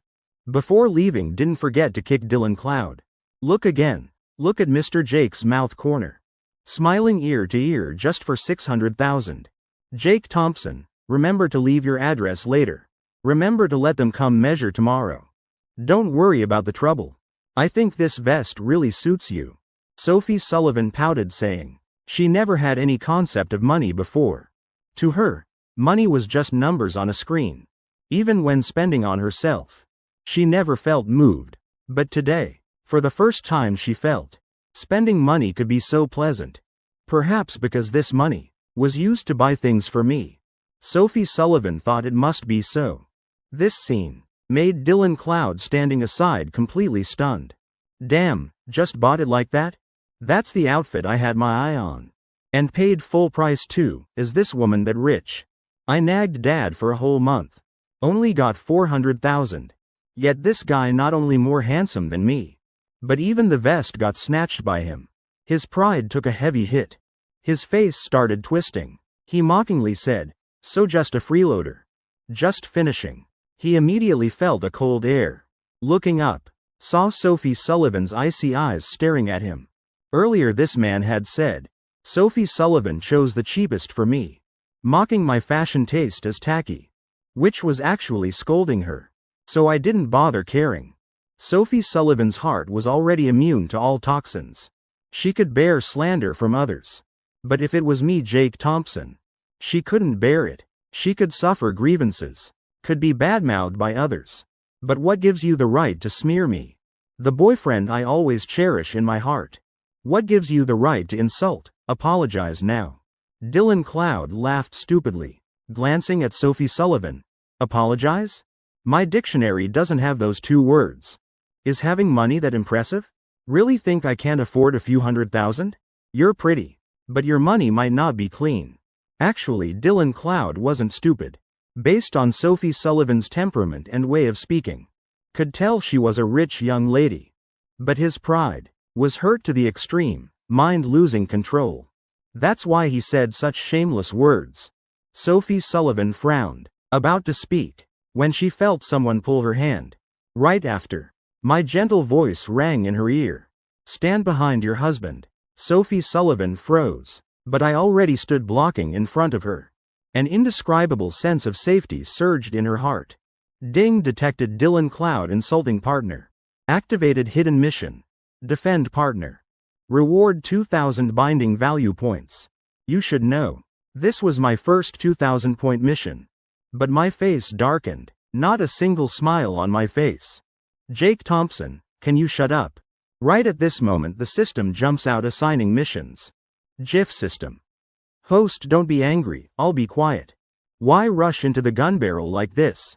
I cursed silently in my heart. Standing up to protect Sophie Sullivan. Right now wasn't for 2,000 binding points. But something I had to do. Sophie Sullivan, whether at company or home, never suffered any grievances. Now walking with me, getting pointed at and insulted by a green-haired punk. Even dogs respect their owners. And trash like you. Do you know who you're messing with? Dylan Cloud. Actually, I heard that Dylan Cloud, seeing me step out, was a bit stunned. About to speak, I immediately cut him off, making him laugh. I smirked. Recently, a doctor friend at the hospital told me, in Boston there's a young master surnamed Cloud. Handsome and stylish. Just a pity his body has some issues. Possibly can't continue the family line. Dylan Cloud's face changed. What nonsense are you saying? I waved my hand, smiling with hidden meaning. Actually, your reaction already admits it. I didn't say it was you. Why are you jumping up? Let me tell you another story. Also from a doctor friend of mine. About your girlfriend. I deliberately paused. Sure enough, the girl beside Dylan Cloud froze, glaring at me. What do you mean? Dylan Cloud was completely choked up now. I was right, he really had a disease. Recently even went for checkups. And his girlfriend has been vomiting constantly lately. A thought kept growing in his head. I continued. After all, he's Dragon Cloud's own son. Being a bit arrogant is understandable. Next Tuesday is your birthday. Not dealing with that green hat on your head? Dylan Cloud swallowed hard. He realized I knew his father was Dragon Cloud. Also knew next Tuesday was his birthday. In such short time, I had grasped that much information. Made his spine go cold.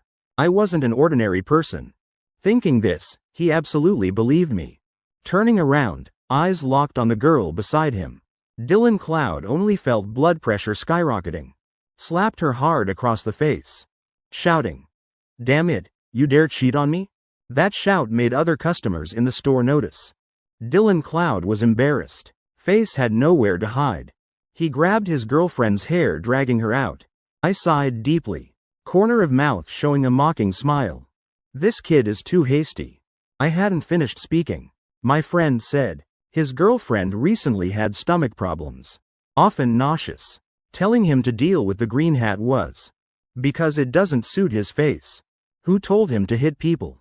Calling him trash, not wrong at all. Congratulations host for defending partner. Received 2,000 binding value points. I secretly nodded to the system. Host satisfied is good. Was that skill satisfactory? Pretty good. Just can only check one person's report daily. A bit limited. System will upgrade later. Rest assured, GIF doesn't fail. Earlier the system interrupted on its own. I yelled at it. Scared the system terribly. Afraid I was angry. Immediately gave the perfect health check skill. Use on any person. Can clearly understand that person's health condition. Initially I planned to scold Dylan Cloud properly. But thinking he was too stupid. So I conveniently checked his health. Not checking would be fine. After checking I was startled. This kid really had a disease. That's what led to the earlier drama. I rubbed my temples, gently patting Sophie Sullivan's shoulder. Wifey, what are you thinking? That green-haired idiot is gone. Sophie Sullivan's eyes like rippling water. She weakly hugged me, though usually cold, seeming not to care about others' words. But ultimately she's still flesh and blood. Being insulted still hurts. Before she always endured alone. Either ignoring or not caring. She thought as long as she stayed busy, could forget all troubles. Today she wanted to defend me. But my actions, once again, made her feel love. The sense of safety I brought was very clear. The feeling of being protected. Being carefully cherished in someone's palm. The safety I promised when confessing. I really did it. She asked. How did you know Dylan Cloud was sick? I grinned.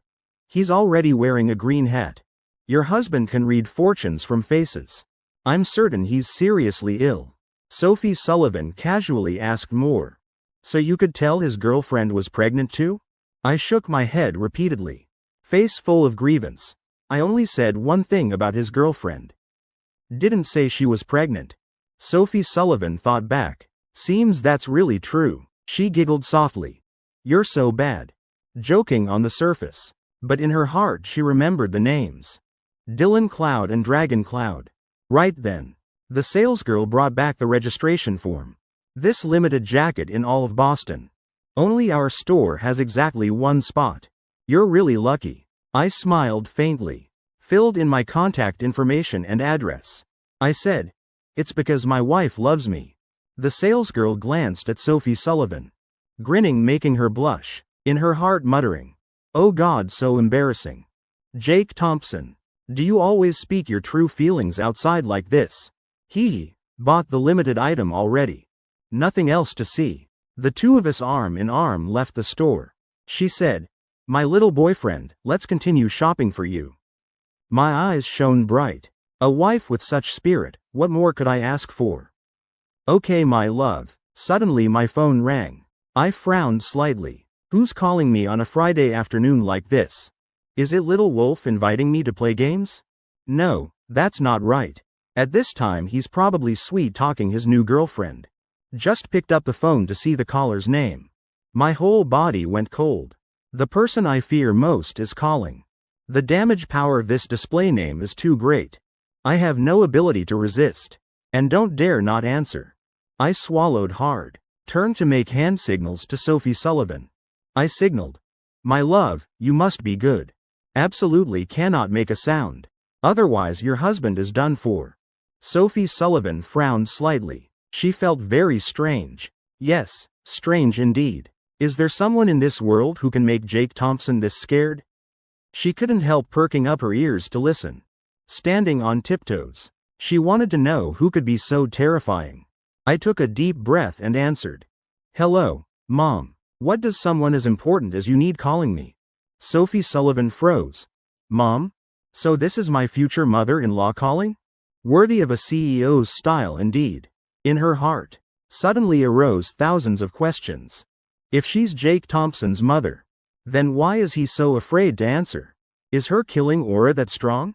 Could she be the difficult mother-in-law type? Would she not like me? The more she thought, the more confused Sophie Sullivan became. Face flushing red, wanting to shyly hum, but remembering she couldn't make a sound. She hurriedly covered her mouth. From the other end came a gentlewoman's voice. Nothing special. Mom just took a beauty nap. Suddenly remembered I have a son.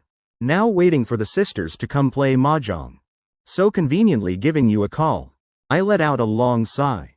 Corner of my mouth curving slightly. Playing mahjong is fine. But Mom, think if you're forgetting something.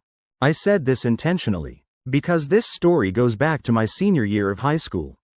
End of senior year, near New Year, school suddenly announced lockdown. Extending the semester by 1 week. Since it was a boarding school, most students called their parents to send more living expenses. I was no exception. Called Mom, meaning Diana Lee, asking for money. Mom hurriedly agreed, saying she'd bring it tomorrow. Result was waiting until Wednesday. I still hadn't received living expenses. Not until break did I learn. The next day Mom was about to bring me money. When neighbor aunties called her to play mahjong.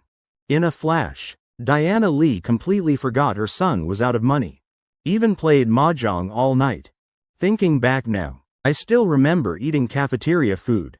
With steamed buns and pickles for 3 straight days. Seeing I seemed about to bring up old matters, Diana Lee hurriedly changed the subject. "Oh, my precious baby. Let's not mention old things.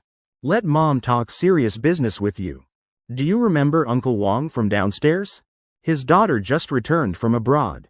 So pretty, let mom matchmake for you too." I frowned tightly. I knew mom was calling. Just to force me to meet someone. I flatly refuse mom's arranged blind dates. Besides, your son doesn't lack pursuers. Are you that anxious for grandchildren?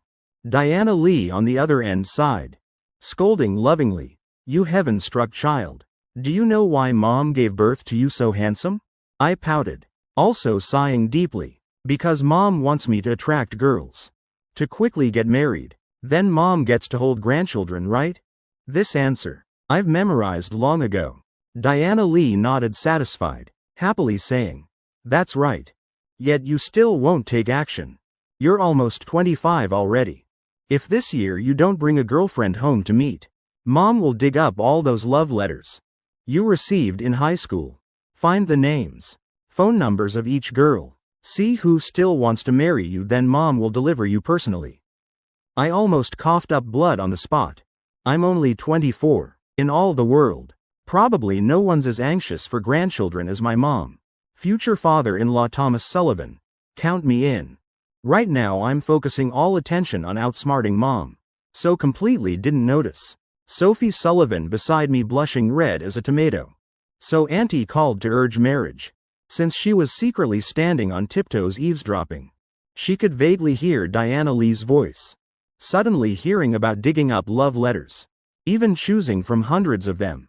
Corner of her mouth curved mischievously. So since childhood, her Jake Thompson was loved by girls like this. Well, that's right, my boyfriend is so handsome. Getting love letters is nothing strange. I answered. Mom, you calculated wrong. I brought all those letters to Boston. To prevent exactly this move from you. If it's about nagging, then my mom is unbeatable. But about being prepared, I'm not inferior either. When packing to move to Boston, I already anticipated mom would use love letters as threats.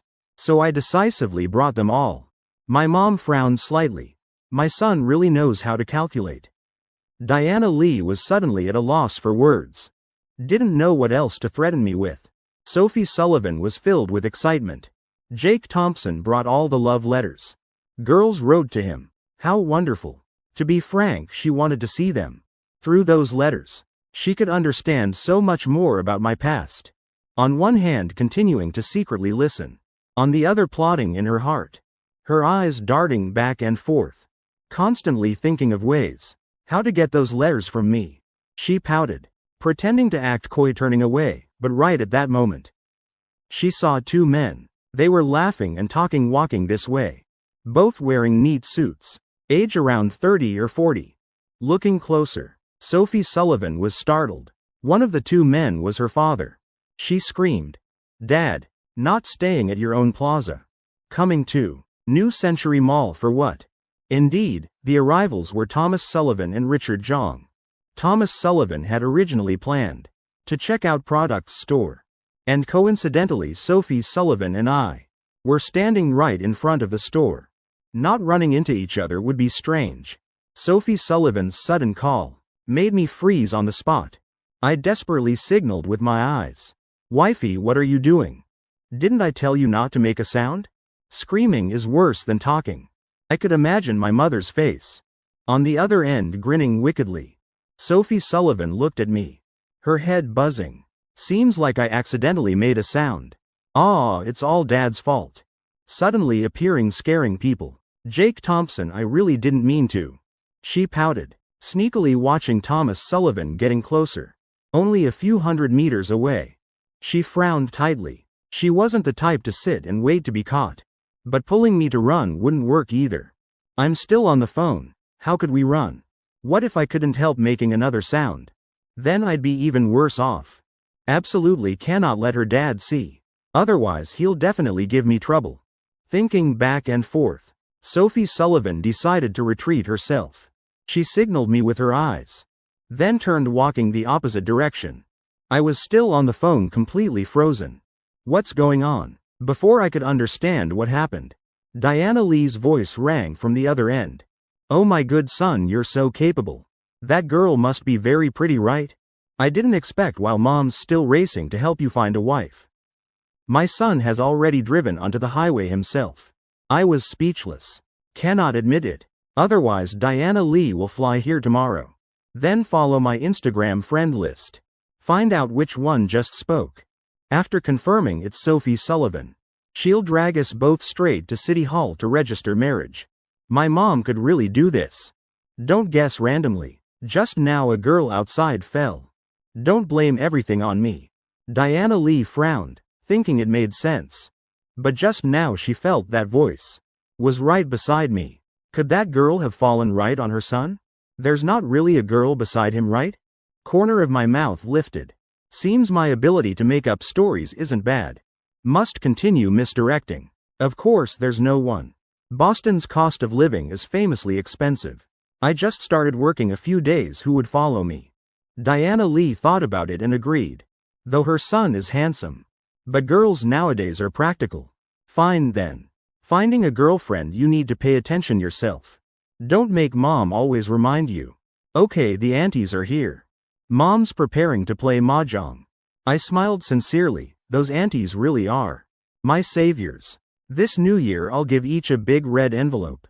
Yes mom, remember to take care of your health. In faraway River City, Diana Lee suddenly startled. Felt something wasn't right. Her son's reaction was somehow strange. Though all explanations were reasonable. But she wasn't that easily fooled. She saved the call recording. After playing cards we'll listen again word by word. Okay, hanging up baby, remember to take care. Hearing this I felt pardoned. Immediately quickly hung up. Right then got a QQ message from Sophie Sullivan. Dear Jake Thompson. Just now I suddenly had stomach pain so went to bathroom. Fine now. I'm sitting in the car. Come find me after your call. I'm hungry, want to eat something. I sighed in relief. So she left suddenly. Because of stomach pain. Must be from eating cold ice cream. If she's hungry must take this girl to eat. I rubbed my forehead. Just walked a few steps. Behind me came a familiar voice. Brother Jake. What a coincidence. I turned around confused. Saw Thomas Sullivan smiling. Oh, it's Brother Sullivan. Thomas Sullivan walked over quickly. This really is my future son-in-law's good brother. Shook my hand politely. Then pointed to the man beside him, introducing. This is Richard Jong, chairman of New Century Mall. I also politely extended my hand, shaking with Richard Jong. Hello Mr. Jong. Richard Jong didn't know who I was. But just seeing Thomas Sullivan's attitude toward me was enough for him to smile warmly. Thomas Sullivan laughed heartily, patting my shoulder. Brother Jake. Just shopping at Prada? He glanced and saw the Prada bag in my hand. I didn't hide anything. Yeah, bought a jacket. My girlfriend came with me. Thomas Sullivan instinctively glanced into the shopping bag. Since he was very sensitive to numbers. Immediately saw the number sequence on the receipt, 6302. 0118 made him feel somewhat familiar. Richard Jong was also very tactful. Like Thomas Sullivan before, gave me a business card. Showing clear goodwill, wanting to connect. Brother Jake, this card of mine has value at New Century. I sighed, how impressive. These big shots all like giving business cards. Later coming to New Century will get discounts. Thank you Mr. Jong. After chatting briefly, I bid farewell to them. After all, Sophie Sullivan just said her stomach wasn't well. I was also worried. Plus I'm really hungry too, damn it. This noon's team building didn't eat anything. Watching my figure gradually leaving. Richard Jong and Thomas Sullivan exchanged glances, nodding. Mature and steady. This young man has a brilliant future. Smiling they entered Prada together.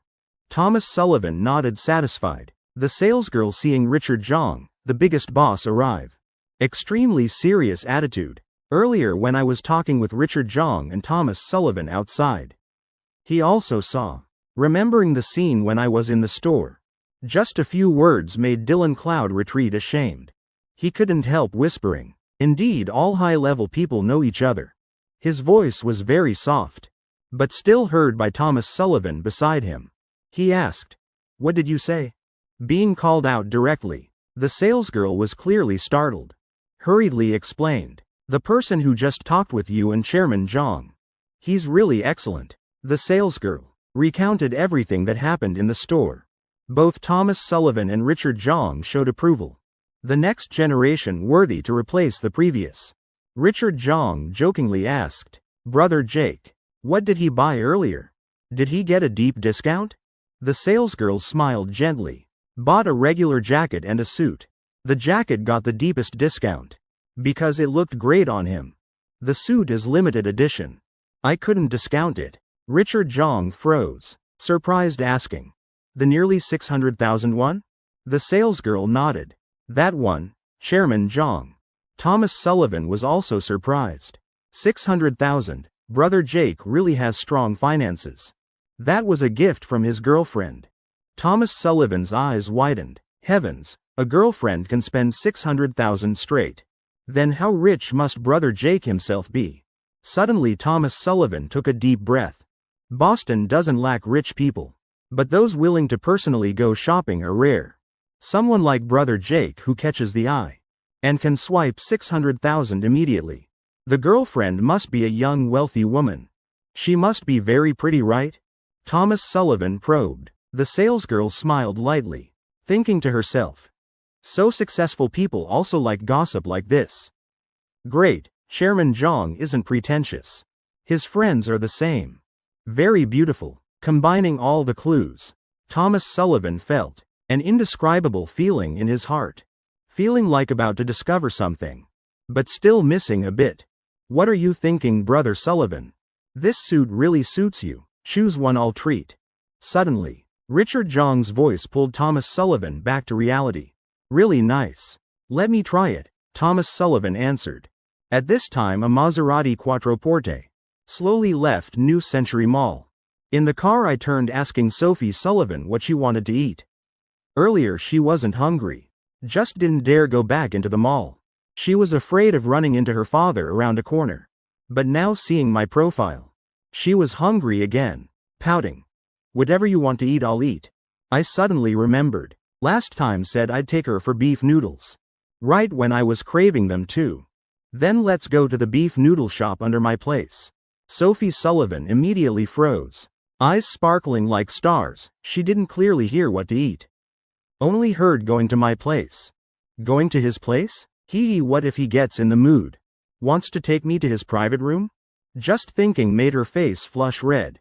Sophie Sullivan turned away, looking out the window. A streak of sunset, hanging at the horizon beautifully. Just like the red on her cheeks right now. Today even heaven must be in love. Garden Residence Complex. Way's beef noodles. See what you like. I handed Sophie Sullivan the menu. She looked at all the types of noodles. Suddenly confused. Handed the menu back to me. I'll have what you usually have. HMPH, if I choose myself might not be good. But what you often eat must be delicious. Don't say everyone has different tastes. Your taste is my taste. I smiled, called out, "Boss." 2 bowls of traditional beef noodles. The boss was a middle-aged man. In the kitchen kneading dough making noodles. Hearing the familiar voice, looked up seeing my face. Smiled kindly. "Oh, it's little Jake. Brought your girlfriend for noodles today? She's really pretty." Sophie Sullivan's eyes widened, looking up meeting the boss's gaze. Smiled awkwardly, then lowered her head shyly. The boss while cooking noodles exclaimed, "Little Jake. Your girlfriend is still shy. Can tell she's a good person. You're really blessed." I couldn't help teasing. She's still a little girl inside. Being shy is normal. That's right, my little Sophie. Is little Sophie. Sophie Sullivan pretended to be angry, glaring at me. Pouting. You're quite close with the boss. I pointed at myself. Laughing. Your husband is a social genius. But wifey, you look strange now. Just like a daughter-in-law visiting in-laws. Being questioned by relatives then getting shy. Sophie Sullivan pouted, resting her chin. Jake Thompson. Shut up, you know yet still say it. Seeing her embarrassed expression, I wanted to tease even more.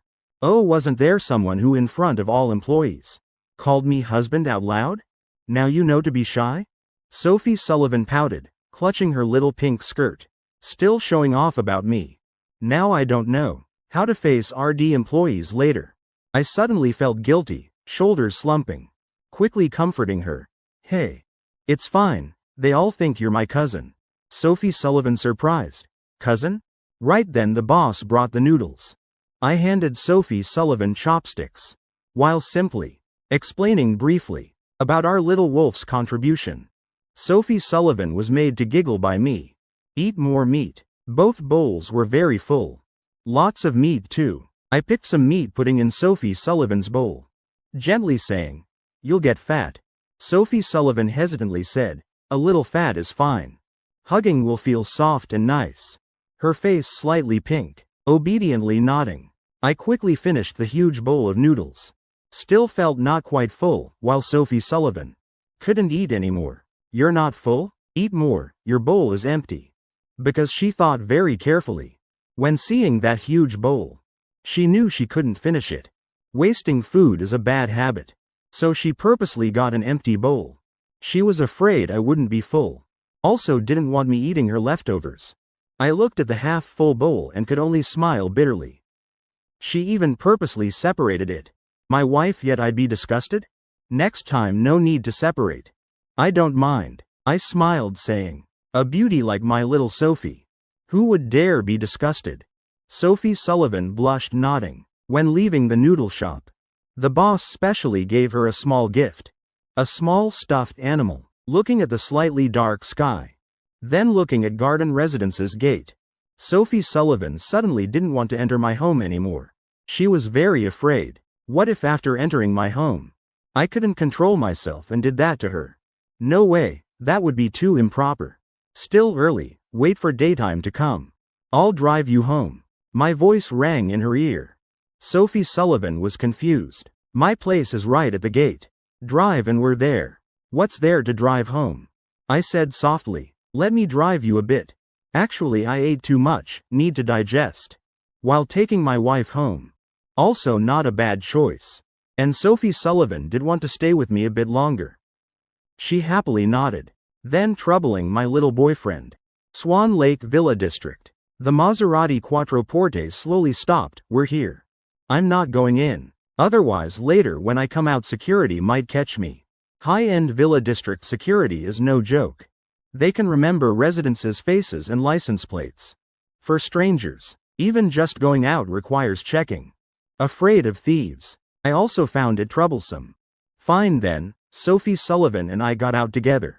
When getting close, we looked at each other smiling. I only felt warmth spreading. Because Sophie Sullivan hugged me. Hee, first date. Thank you my little boyfriend. I'm very happy. I patted her head, whispering. Today Mom interrupted us. Next time we'll properly go out. Sophie Sullivan obediently nodded. Then said, hug a bit more. Just 5 more minutes, then let you go. 10 minutes later, Sophie Sullivan reluctantly let go. Good thing the parking spot was hidden. Otherwise, parking here. Other residents. Or security would have come asking. Then I'm going home. I nodded. Sophie Sullivan pouted, mischievously walking toward the house. I turned around, starting my digestion plan. But behind came light footsteps. Sophie Sullivan suddenly stood before me. On tiptoes, lightly kissed my cheek. Little boyfriend, hurry home. After saying that, Sophie Sullivan ran like a little rabbit. Straight into the car. Corner of my mouth curved into a smile. This girl stealing tofu again. The Maserati zoomed into the Villa District like smoke. Sophie Sullivan was very excited. After parking, opened the door entering home. Looks like parents are watching TV in the hall. Now her face red as a tomato. If Thomas Sullivan and Mary Lee saw, would be trouble. Now Sophie Sullivan must act normal. Calm and serious. Walk straight to her room. Then can smile silly. Lightly coughed. Sophie Sullivan passed the living room heading upstairs. She performed perfectly. Cold serious demeanor no different from usual. But Sophie Sullivan forgot one thing. Usually she wears almost fixed office attire. Right now, seeing their precious daughter wearing shirt and short skirt. Thomas Sullivan and Mary Lee sitting on the sofa. Both frozen. Looking at each other, both eyes showing 2 words. Holy shit. Today Sullivan dressed so gently and cute. Like a lily flower in the field. Though could guess why Sophie Sullivan dressed like this. But Thomas Sullivan couldn't help calling out. What's going on? Sophie Sullivan froze. Turning to ask. She hadn't realized the abnormality of her outfit. Her temperament was already natural. Usually cold already. Now switching to cold indifference was easy. But being called by Thomas Sullivan like this. Sophie Sullivan unconsciously felt guilty. Could Dad have discovered something? Impossible. Usually Dad is clueless. Thomas Sullivan stood up from the sofa. Smiling, squinting, approaching his precious daughter. Sullivan, you didn't go to the company today, right? Sophie Sullivan startled. Reassessing Thomas Sullivan. How did Dad know? Could Uncle Tang have tattled? Seeing Sophie Sullivan's fox face. Thomas Sullivan helplessly shrugged. Sullivan, you must think someone tattled to Dad, right? Dad saw you dressed like this. How could you go to work? Had fun, right? Thomas Sullivan hit the mark. Sophie Sullivan's expression changed. Suddenly realized she was still wearing that JK uniform. Actually, this morning she planned, after dating Jake Thompson, would quickly change before going home. But Jake Thompson was too tempting. Plus she just stole a kiss from him. Heart full of shyness and joy. Made her completely forget about changing. Ah! Sophie Sullivan screamed in panic. Without saying more, turned running straight upstairs, not knowing how to explain to Thomas Sullivan. Now her head was full of Jake Thompson's image. She completely didn't know what to say. But Sophie Sullivan didn't notice. Right when she jumped up in fear. A blue card fell from her little skirt's side. Thomas Sullivan naturally noticed something fell. Bent down to pick it up. Smiled, sighing softly. So his daughter really is in love. She's never been this absent-minded before. Just one look recognized immediately. Isn't this the card I gave Sullivan for pocket money? Every month, I deposit 1 million into this card. Though not much. The girl doesn't spend it. But I still regularly deposit. After all, she's still young. Today she used this card to pay. Suddenly whole body shocked. Can brag. But two things never exaggerated. One is daughter's fairy beauty. Two is sensitivity to numbers. This card number 630201118, isn't it? The card Jake Thompson used to pay today? At that moment, he felt like clouds parting, light shining through. Wife, you look yourself. I'll go to the study. Thomas Sullivan hurried to the study.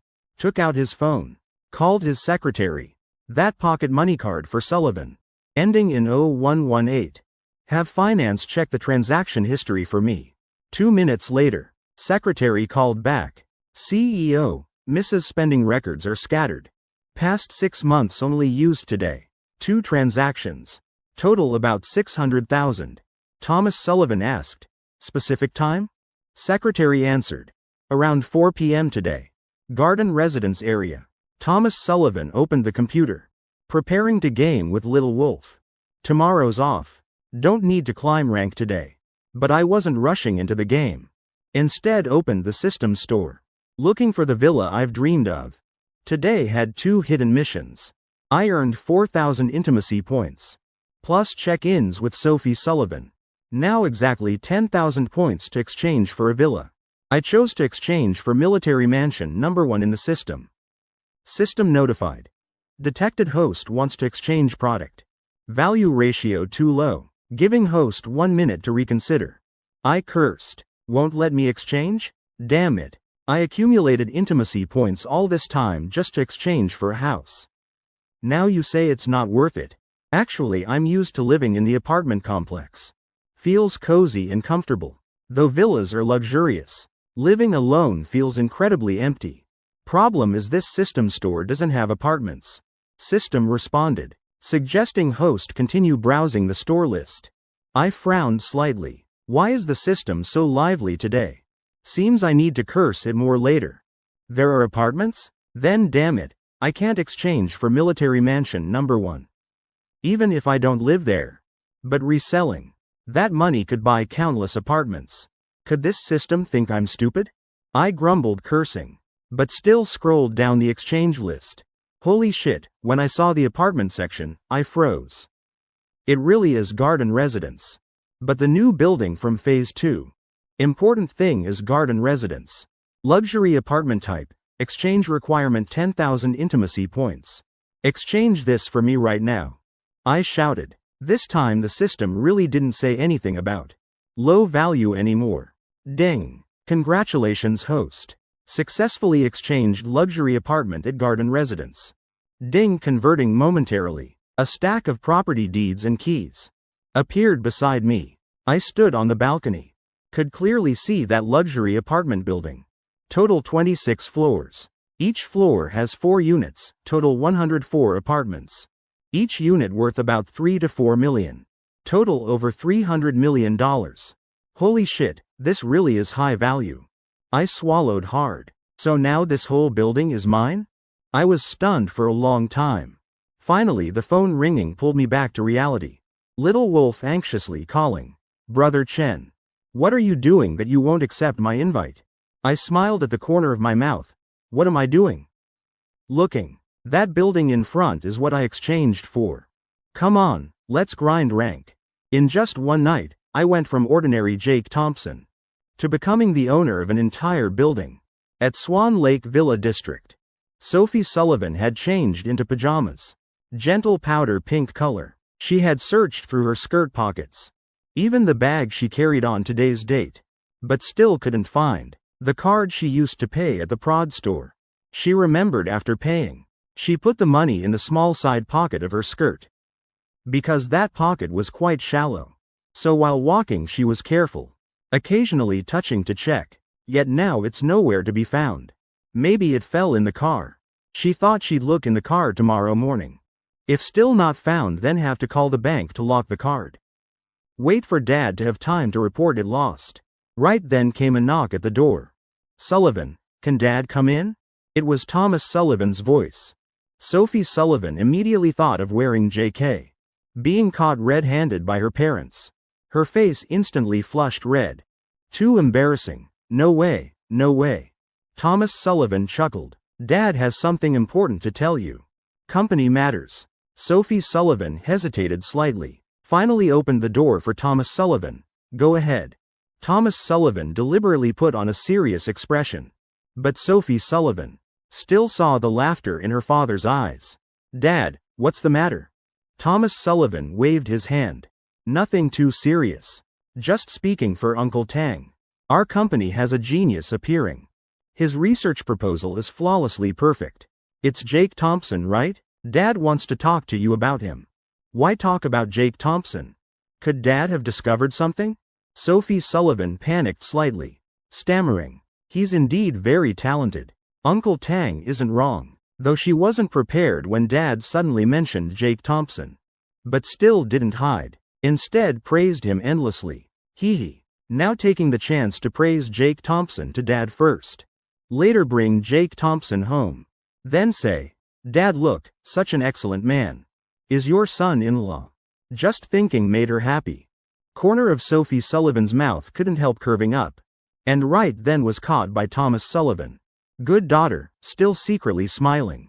You're just short of writing, likes Jake Thompson, in big letters on your face. Thomas Sullivan pretended to be excited, slapping his thigh. That's wonderful. Dad loves smart young people most. When Sullivan has time, bring him home. So Dad can get acquainted. Sophie Sullivan almost choked on her saliva. Bring Jake Thompson home to meet?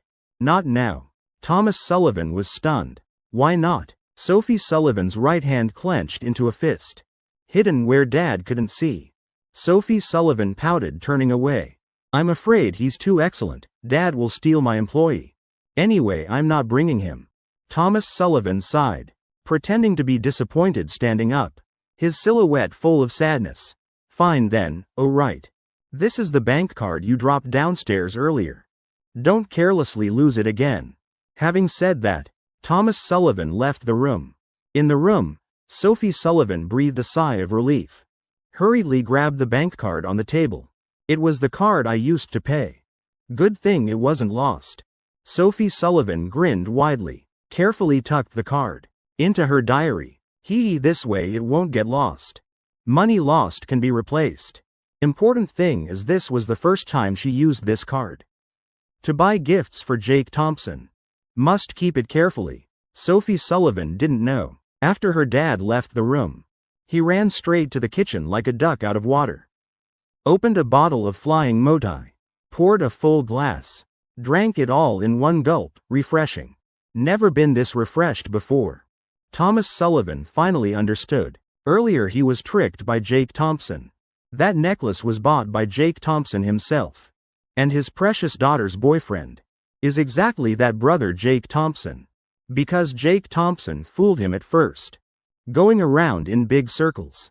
Now Thomas Sullivan finally figured it out. But he didn't blame Jake Thompson at all. Instead felt even more satisfied. Careful in work, flexible thinking. Truly the model youth of the era. No, should be the model son-in-law of the era. Abbreviated as Dragon Son-in-Law. At Garden Residence, 11 p.m., Little Wolf and I won 4 games straight. Satisfied log out. I opened QQ to find Sophie Sullivan. Wife, asleep yet? Sophie Sullivan as always, replied immediately, not asleep. Missing you. After a few days knowing Jake Thompson, Sophie Sullivan gradually opened up more. No longer stiff and hesitant like at first. I laughed. Texted back. But I don't miss you. I'm still angry. Why? Today after playing you disappeared. Didn't give me a chance to kiss back. I guess correctly then on the other side of the screen. Sophie Sullivan must be blushing. I couldn't help imagining. After sweet texting for a while more, we said good night. Saturday for office workers is worth looking forward to.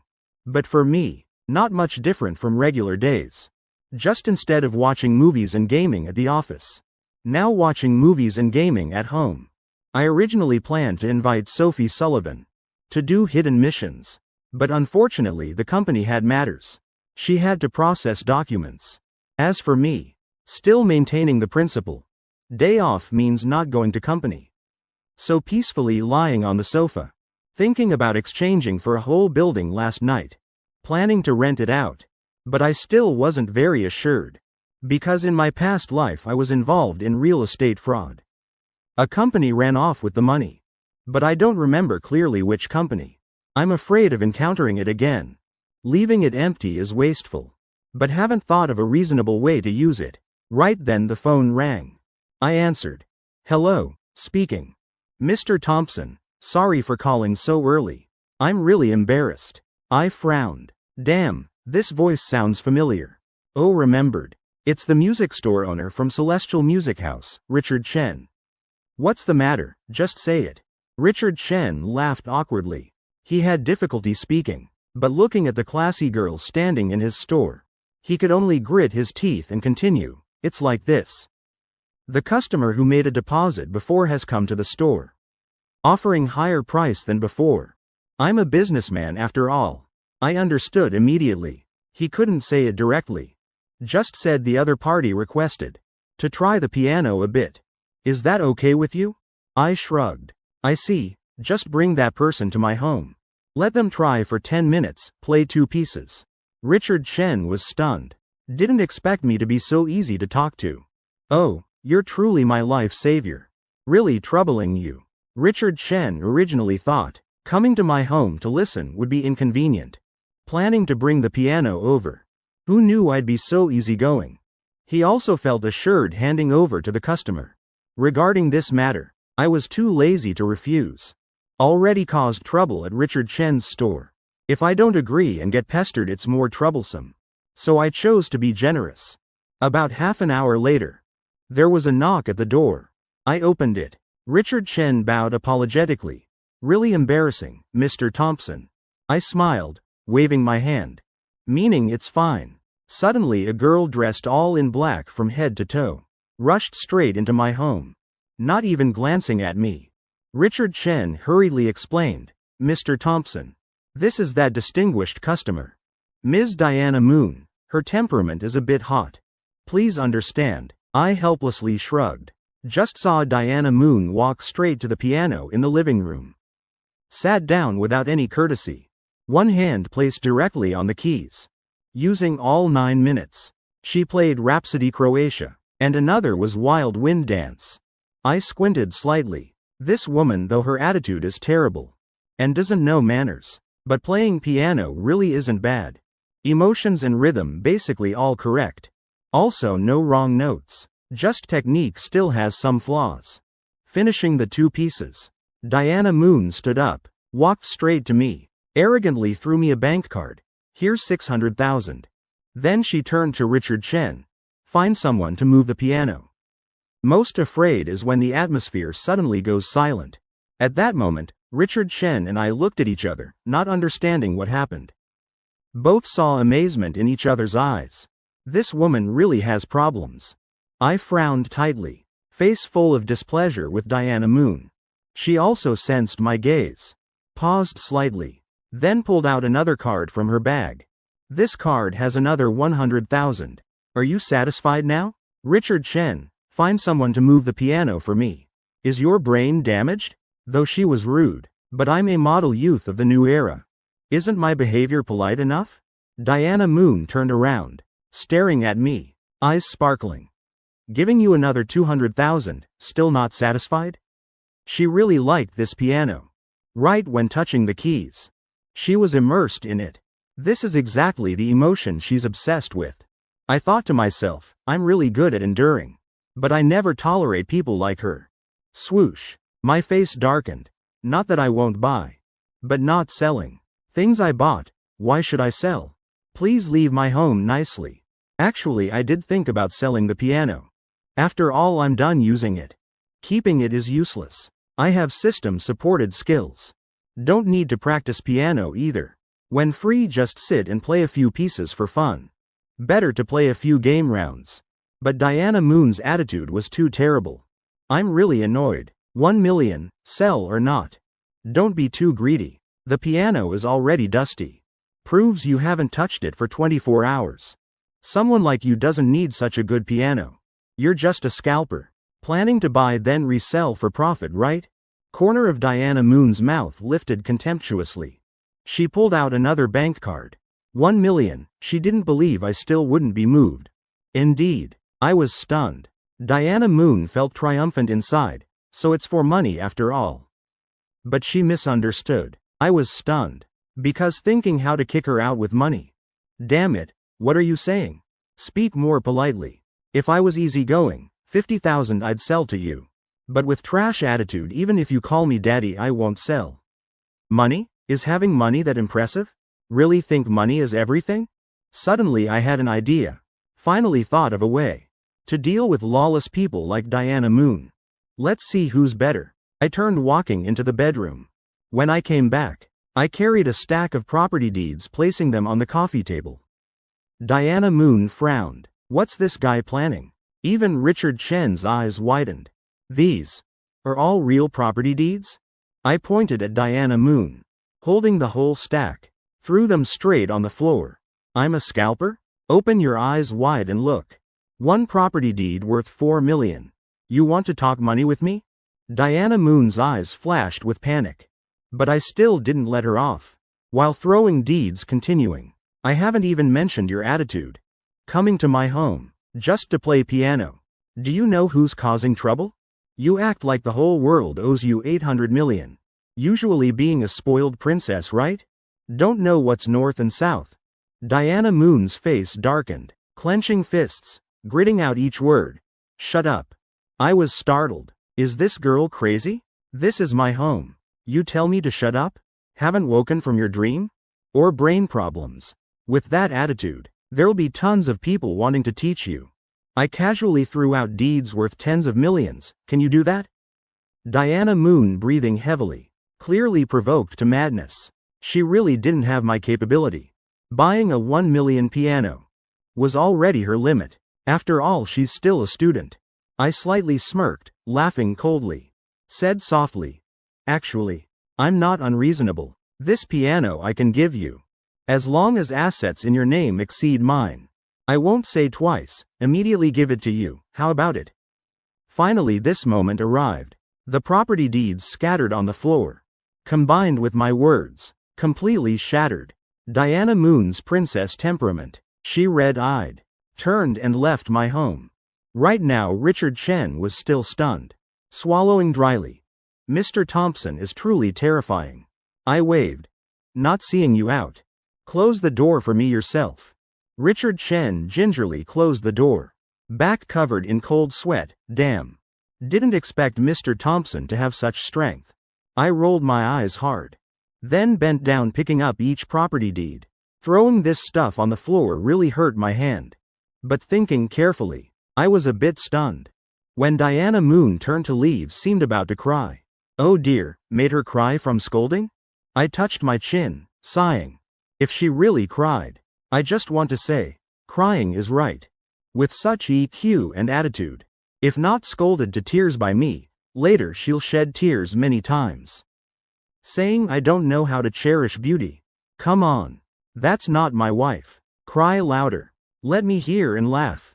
I crossed my legs. Plopped down on the sofa, refreshed. Leader Corporation. Charles Miller, face full of doubt. Pacing back and forth at Dylan Tang's office door. Yesterday chatted with William Harris for a while. Learned something very strange. Jake Thompson is CEO Sophie's cousin. Does CEO Sophie have a cousin? He remembered there wasn't one. But thinking of Sophie Sullivan's series of strange behaviors, Charles Miller was still half believing. So today decided to confirm with Dylan Tang. Old Charles, what are you standing there for? Dylan Tang just finished discussing work with Sophie Sullivan, planning to go back to his office for some documents to take home. Then saw Charles Miller with a face full of questions. Director Tang, let me ask you something. I've been thinking but can't figure it out. Dylan Tang laughed heartily. Between us, what's there to hide? Just say it straight. Charles Miller immediately recounted everything William Harris said. After hearing, Dylan Tang was also stunned. Asking me if it's true, right? Dylan Tang coughed lightly. His heart just experienced a major shock. Silent for exactly 1 minute. Then said with certainty, I can't be sure either. But CEO Sophie does have a cousin. This is probably true. Charles Miller, hearing Dylan Tang confirm, sighed. If it's true, then it's true. Better not offend Jake Thompson anymore. All right, Director Tang, I'm going for drinks to drown sorrows. If it were a normal day, Dylan Tang would definitely go with Charles Miller. But right now he just wanted to go home as fast as possible. He didn't lie to Charles Miller. Sophie Sullivan does have a cousin. And that person is his daughter. That's right, because the two families were close since childhood. So Sophie Sullivan and his daughter still call each other cousins. Last time after drinking with Thomas Sullivan, he had the idea to introduce his daughter to Jake Thompson. But seems his daughter already discovered Jake Thompson is a treasure, and already secretly made her move. Today, driving home even faster than usual, Dylan Tang pushed the door, entering. Saw his daughter sitting on the sofa, face full of anger, eyes still wet. My little princess cried. Who made the girl cry like this? Seeing Dad come home, Diana Moon remembered Jake Thompson throwing property deeds on the floor. The more she thought, the angrier she got. Dad, I want to discuss something. Dylan Tang smiled, smiling while approaching. What is it? Just say, as long as Dad can do it. We'll definitely do it for you. Diana Moon squinted. Having a few property deeds is impressive? Dad, transfer all shares of Leader Corporation and Triple Palace Real Estate to my name. Dylan Tang almost choked on tea, using current popular internet phrases to say, my little princess, what are you saying? Really think those things are like a lucky wheel. Transfer whenever you want. Dad, I'm your only daughter. After you die, won't it all be mine anyway? Diana Moon, thinking of Jake Thompson's arrogant face, got angrier. About to go crazy. Dad, so when will you die? Dylan Tang, hearing this, was completely stunned. This daughter really is. My heart feels stabbed 9,999 times. Coaxed for so long. She wouldn't say clearly what happened. Dylan Tang sighed. Must have been stimulated by something again. Better ask the main issue. Moon. A genius employee appeared at Leader Corporation. Named Jake Thompson. Do you know him? Diana Moon, without thinking, denied. Don't know. Dylan Tang rubbed his chin. This girl still won't admit. Dad clearly already knows everything. Why still pretend? But asking directly like this. Dylan Tang naturally was prepared. He took out his phone, opening a video. It was yesterday's video at the research department. Everyone watching Jake Thompson play piano. Moon, what do you think of this person's playing? I heard her muttering inside. Now she doesn't want to do anything. Also doesn't want to see anything. Just wants to tear apart that Jake Thompson. Not watching, anyway, not as good as my playing. Mouth says so. But when the opening melody of Dream Wedding rang out, she immediately froze. Each rhythm captured accurately, perfectly, she secretly perked up her ears. Highly concentrated, continuing to listen. When the first section ended, Diana Moon started regretting. She wanted to see who it was. This piano technique even surpassed her master's thesis advisor. Someone like this, why work as a lowly employee at Leader Corporation? But she still held back. After all, just refused. Dylan Tang said decisively, not watching, now running to look. Wouldn't that lose all face? She continued listening. The piece completely different from her memory of Dream Wedding. Melody transformation. Light of hope. Dawn breaking. This Dream Wedding is the real wedding. This arrangement is truly peak. Diana Moon couldn't stand the player's technique anymore. She was certain this person's technique had reached international artist level. If could be friends with such person, just getting some guidance would be huge progress for her. HMPH. Diana Moon quickly reached out, snatched the phone from Dad's hand. Dylan Tang laughed. See, Dad said you couldn't resist. Diana Moon, holding the phone with excited expression, looking carefully, saw her freeze on the spot. The person in the video, if not Jake Thompson, then who? Why is it that bastard? She frowned tightly. White jade hands gripping Dad's phone. Threw it hard on the floor.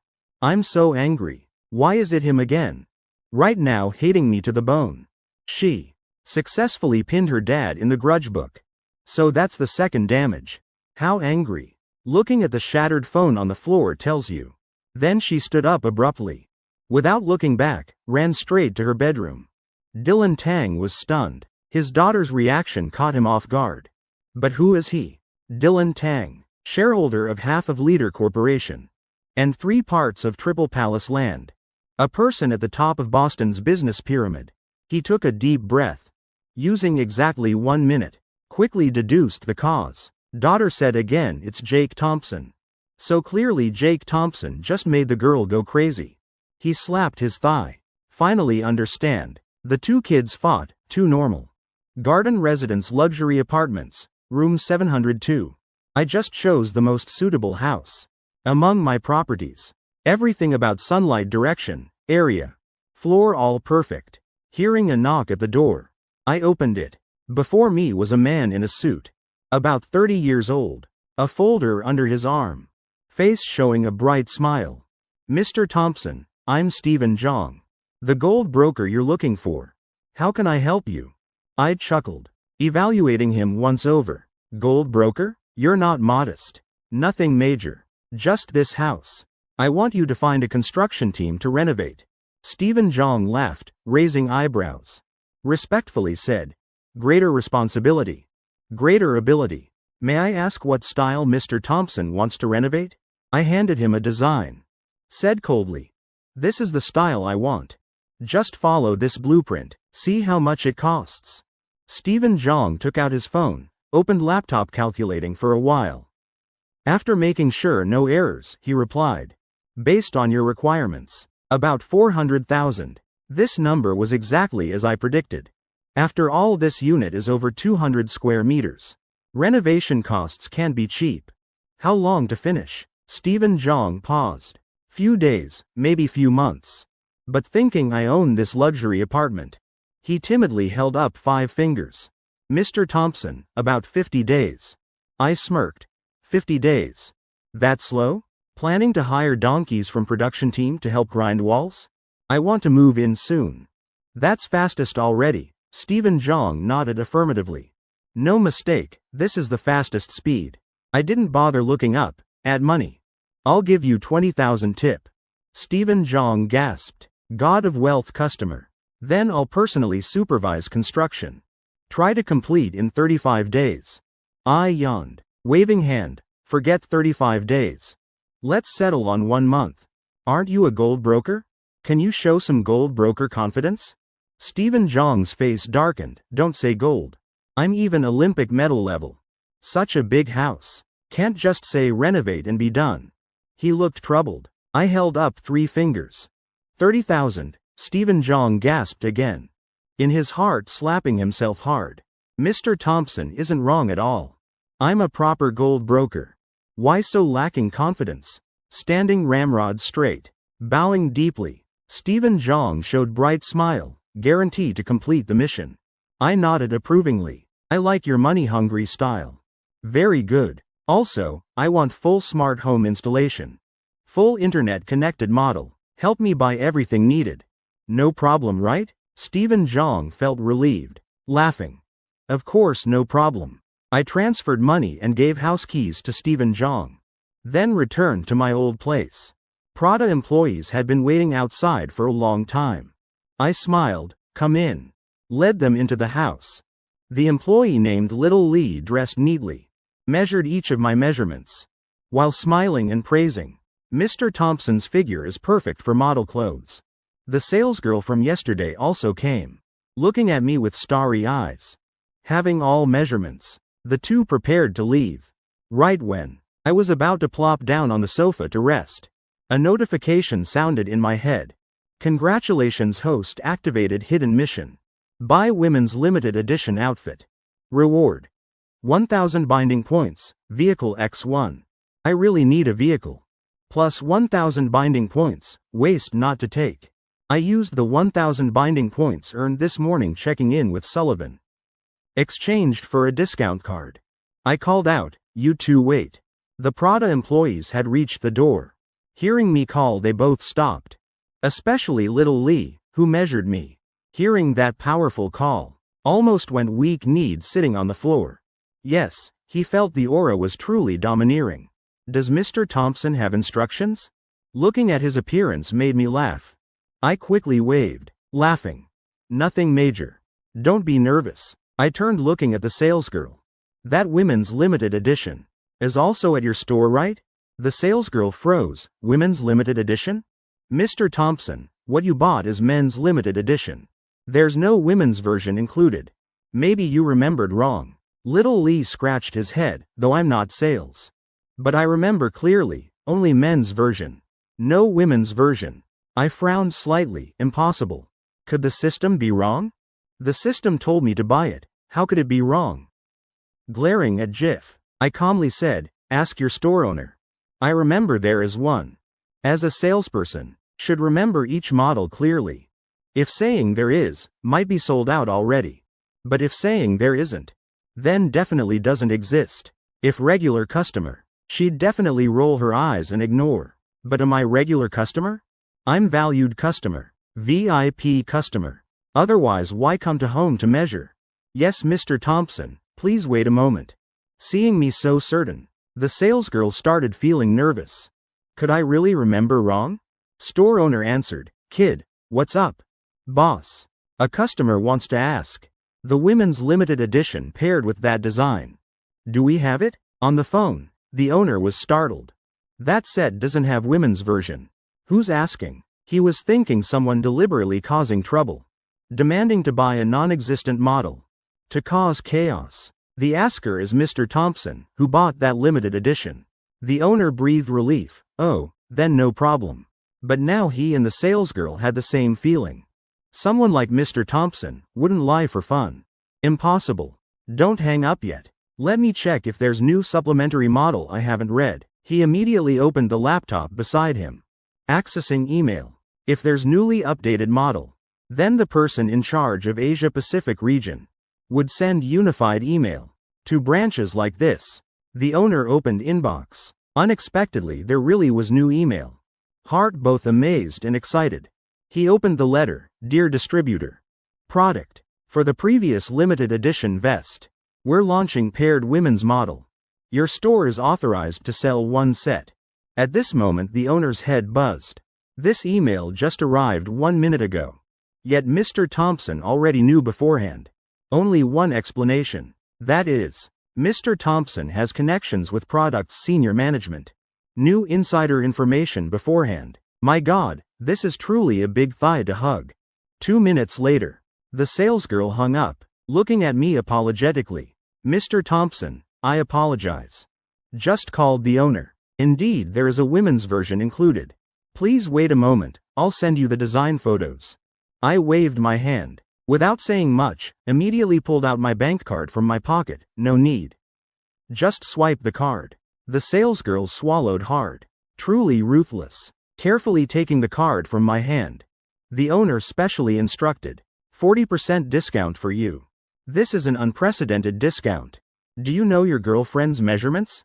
I was stunned. Actually, I don't know Sullivan's measurements.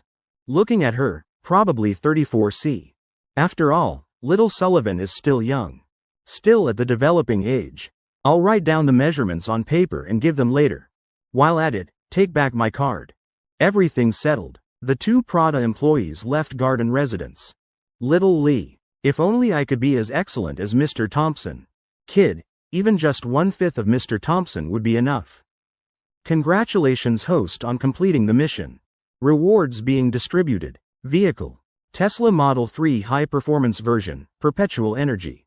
Has been placed in host's garage. Binding points have been added. I felt my pocket heavy.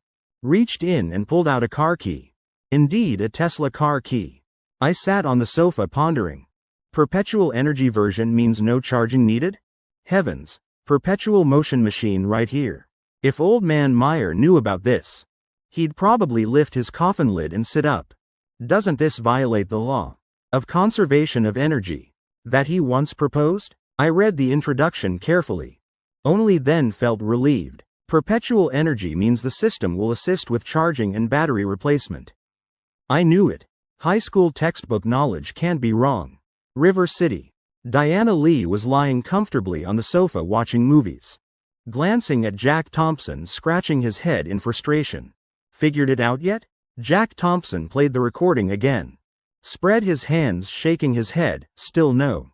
I think our son's explanation has nothing wrong. My ears are getting calloused already. Yesterday after calling Jake Thompson, Diana Lee felt something was off.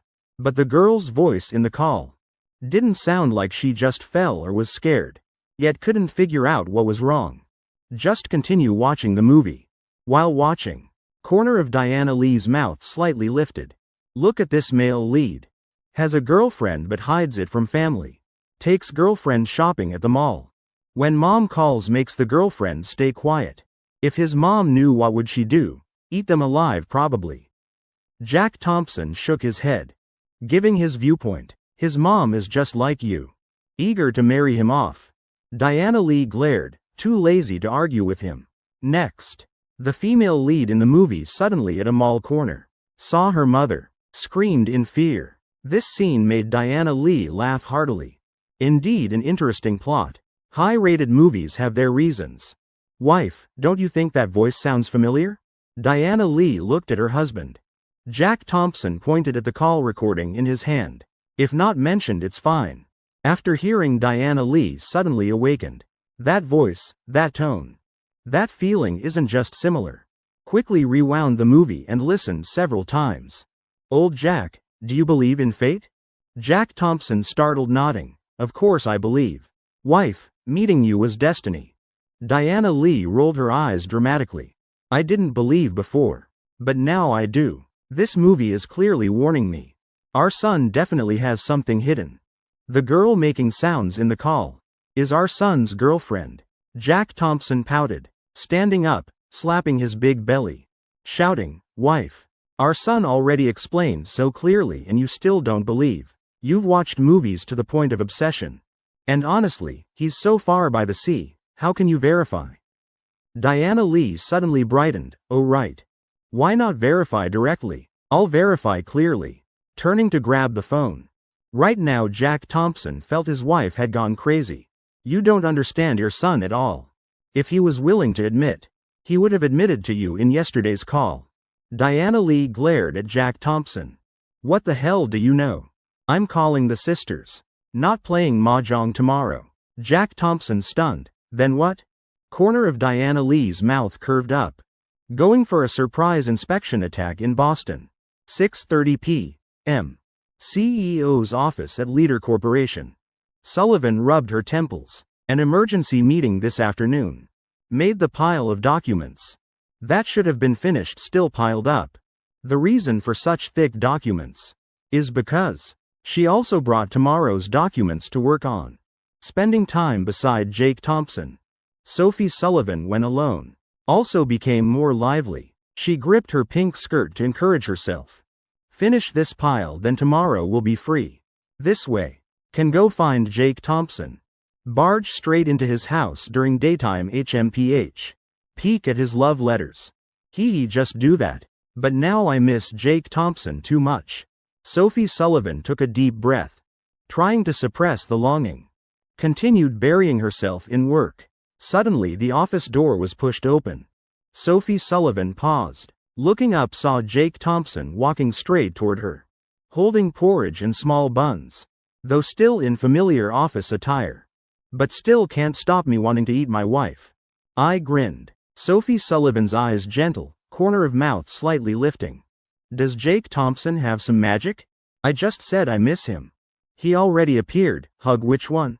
Sophie Sullivan said gently. Then immediately hugged my waist. This hug almost exhausted me.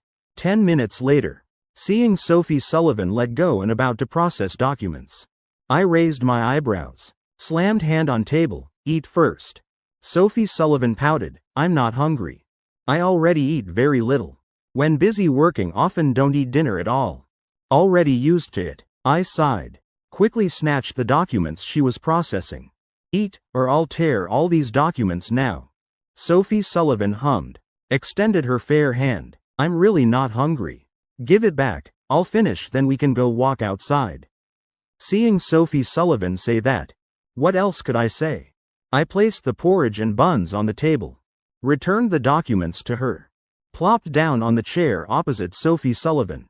Muttering and sighing, so difficult. Sophie Sullivan was shocked. Feet slightly moving underneath. I couldn't help asking, what's difficult? I shrugged. Pointing at her, wife, getting you to my house is really difficult. Let me tell you, my mom manages very strictly. In her eyes, 3 meals a day can't miss any. Especially young people. Missing just 1 meal means later. Body won't be healthy. What mother-in-law wants a weak daughter-in-law? While speaking, I reached for the bowl of oat milk porridge. With the expression of, if you don't eat then I'll eat. Not interested at all. Sophie Sullivan hearing this widened her eyes. Auntie even manages this? So since childhood, Jake Thompson grew up in such environment? No wonder boyfriend's habits are so good. Turns out he has a gentle and thoughtful mother. Caring so thoroughly. This is my breakfast. Sophie Sullivan, quick and nimble, immediately grabbed the porridge and buns. Without another word started eating. Corner of my mouth curved up. Not eating right, little Sullivan? Let's see how I deal with you. Under my focused gaze. For the first time Sophie Sullivan ate both items clean. I saw her lightly burp. I secretly nodded. Seems she's full. Good. Sophie Sullivan slightly blushed. I just burped in front of Jake Thompson? So embarrassing. Looking up saw me still grinning. What are you laughing at? I was thinking, so fairies also burp? My flirting lines are always very professional. Right now Sophie Sullivan felt like swallowing honey. Gave me a seductive glance. Lowered head hiding her blushing face. Continued processing documents. 8:30. Finally Sophie Sullivan finished. Her efficiency was really low. Because with me beside her couldn't concentrate on work. I nodded lightly. Wait for me, let me finish this boss first. My eyes glued to the phone screen. Both hands continuously operating. This is the most important boss fight moment. Sophie Sullivan couldn't help being curious. She gently approached behind me. Watched for a while but still didn't understand. Boss eliminated, received rewards. I exited the game. Put away the phone. Finally finished. Wife, let's go home. Sophie Sullivan obediently nodded yes. Today we can only walk home. Coming to the company Dad drove me. I didn't drive. I raised eyebrows smiling. Shaking the car keys in my hand, I drove. Come on, let me show you your husband's new car. Sophie Sullivan was stunned. I actually got a car already. She sat in the Tesla's passenger seat. Sophie Sullivan felt this car was really comfortable. Seems even smoother than her Maserati. My little boyfriend really has good taste. I'm the first person to sit in your passenger seat, right? I shook my head. Number. Sophie Sullivan angrily pouted, HMPH. In this lifetime I'm not the first for this evil Jake Thompson. You're the first person to sit in my passenger seat, HMPH. That's somewhat acceptable, since it was quite late. I drove Sophie Sullivan straight to Swan Lake Villa District. Still the same parking spot as yesterday. Still the same 2 people as yesterday. But right now, Sophie Sullivan clearly had no intention of getting out. What's the game you played today called? Sophie Sullivan wanted to understand everything I liked, so she could like it too. Thunderhammer Descending. Online game name sounds so chaotic. Once again touching Sophie Sullivan's knowledge blind spot. What's an online game? I gasped. Then explained. Simply put, it's a game where the more money you spend the more powerful you are. For example, that boss I just fought. If I spent 10 million on it, the time to beat it would shorten many times. Equipment drops would be better too. Sophie Sullivan smiled gently. So that's how it is. She took my phone to check the game version. While at it, memorized my game account. Major mission complete. Going home to research immediately. Then I'm leaving. Sophie Sullivan probed. Actually, she still wanted to do something naughty. Yeah, go. I waved. Sophie Sullivan pouted, feeling wronged. My little boyfriend not giving me any chance again. Suddenly I called in low voice, wife. Quickly close your eyes. There's a naked man running on the street over there. Sophie Sullivan immediately shut her eyes tight. Naked, wearing nothing at all? It's the 21st century and there are still people like that? Have no shame? She closed her eyes very tight. Afraid of seeing something she shouldn't. And me right now? Quietly unbuckled the seatbelt. Leaned close to Sophie Sullivan's ear. Started last night. Tonight wanting to leave already. Wife, do you really think I'm a vegetarian? Voice gentle but full of enchantment. Echoing in Sophie Sullivan's ear. Next second, I already tasted the sweetness from her lips. Swan Lake. Just arriving home. Sophie Sullivan, red-faced, ran straight upstairs. Back in her room. Threw her bag. Changed to pajamas. Face flushed. Buried her head hard into the blanket. In her ears seemed to still echo my gentle voice. Jake Thompson is truly evil. Deliberately tricking me. Telling me to close my eyes. Then taking liberties with me. That was my first kiss saved for 20 years. Thinking that. But Sophie Sullivan still unconsciously licked her lips. Seemed to still have that sweet taste. Thinking back to that feeling just now. Tingly, itchy. She softly hummed. The more she thought, the more embarrassed. Buried her head deeper in the blanket. 2 small feet kicking back and forth on the bed. Not until half an hour later did she sit up. Gently jumped off the bed. Took the small property deed book on the table. Used red ink pen to write 3 lines. Mr. Thompson's kiss. Makes one unable to leave. Both surprising and joyful. Want to taste for a lifetime. Remember the night of September 17th. In Sophie Sullivan's eyes flashed a cunning gleam. Pursed red lips secretly humming. Jake Thompson, just you wait. Tomorrow I'll kiss back. Sophie Sullivan softly hummed. Real men must take responsibility. Jake Thompson dared to steal a kiss from me. Then must accept punishment of me kissing back twice. Otherwise I won't accept it. Garden Villa District. Stephen Jong stood waiting at my door, waiting and waiting. Almost turned into Meng Jongnu. Finally saw me slowly walking back. Mr. Thompson, you're finally back. I glanced at Stephen Jong's excited face. Corner of my mouth slightly curved. Didn't I tell you already? Tonight or tomorrow morning is fine. So late, isn't your wife worried? Stephen Jong is a gold-level salesman. Speaking ability could be said to be extremely skilled.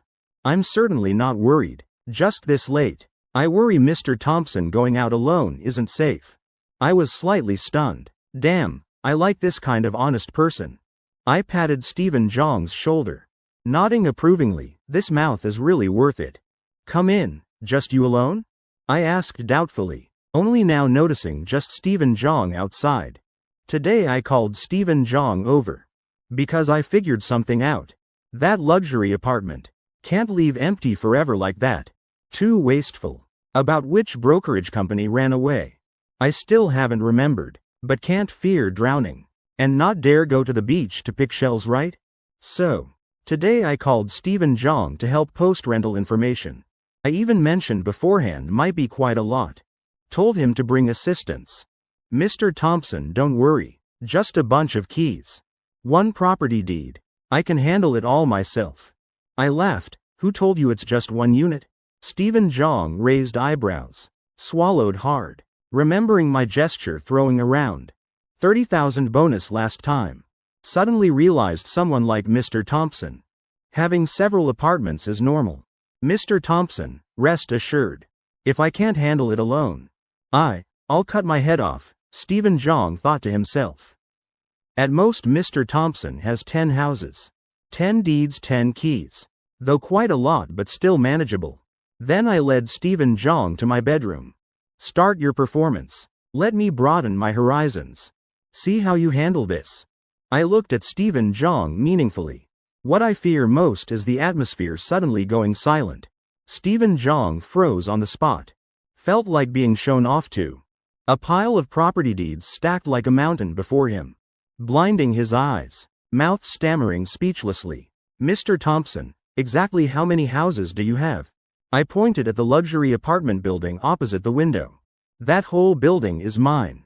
At that moment, Stephen Zhang felt heaven and earth spinning like struck by lightning. Almost sat down on the floor.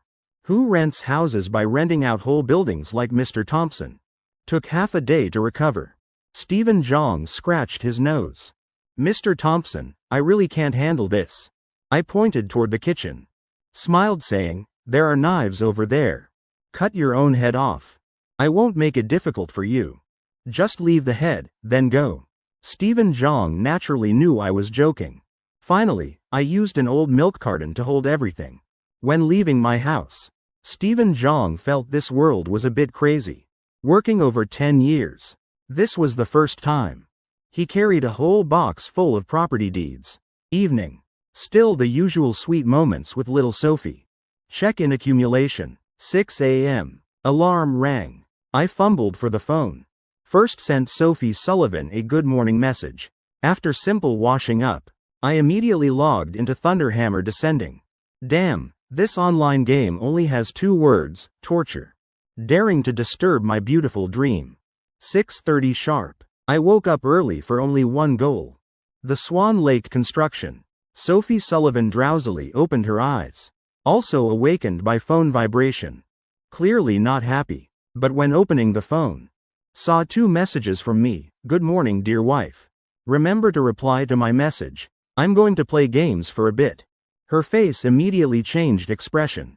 Dark clouds dispersed. Sky bright and clear. Suddenly Sophie Sullivan remembered. Last night was so immersed in the kiss. Forgot to research this game. Sophie Sullivan still didn't plan to disturb me playing games. After all, little boyfriend must be just entering the game. Deleted the already typed message. She curled up like a lazy cat on the bed. Ding, Thunderhammer Descending finished downloading. Sophie Sullivan excited. Immediately opened the game. I'll learn to play this game. To play together with Jake Thompson. But half an hour later, Sophie Sullivan completely collapsed. What is this? That circle attached to the hammer.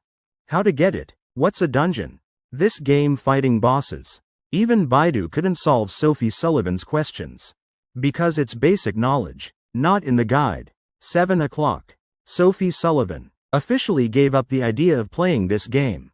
But not without gains. She found out one thing. Today there's a special recharge event. Highest level is $100,000. Can get the rarest special ring. Plus many other treasures. Just 100,000, not that expensive.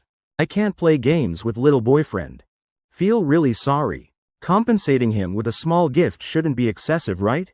Corner of Sophie Sullivan's mouth curved into a smile. Preparing to recharge. Half an hour later. Sophie Sullivan completely went crazy. How exactly to recharge? She looked completely confused. In this game, for the first time she felt she was really stupid. Sophie Sullivan sighed deeply, then walked out of the room. Downstairs saw Mary Lee preparing breakfast in the kitchen.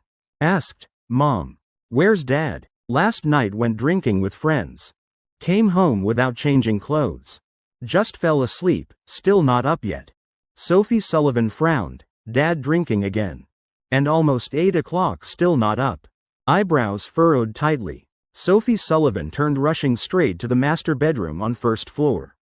Pushed the door entering. Angry eyes looking straight at Thomas Sullivan sleeping sprawled out. Bang! Slammed table angrily, still not getting up. Thomas Sullivan was still dreaming. Dreaming of taking 2 grandchildren shopping in the mall. Shopping for everything. 2 grandchildren calling Grandpa sweet as honey. Result was his precious daughter's cold shout. Woke him from the dream. Whole body startled. "Sullivan, what's the matter?" Still rubbing sleepy eyes. Thomas Sullivan really didn't understand what was happening. If it was Mary Lee he wouldn't find it strange. But this is Sullivan waking him up. Though he's the father. In this lifetime, he's never had this treatment. Sophie Sullivan glanced at her dad's messy hair.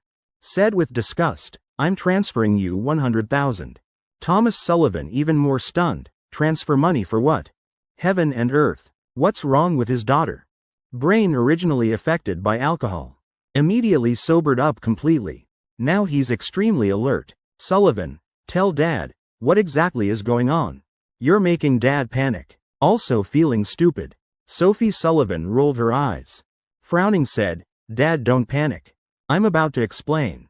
Dad, look at this. Transfer to this account. In the game Thunder Hammer descending 100,000. Thunder Hammer descending." Thomas Sullivan swallowed hard.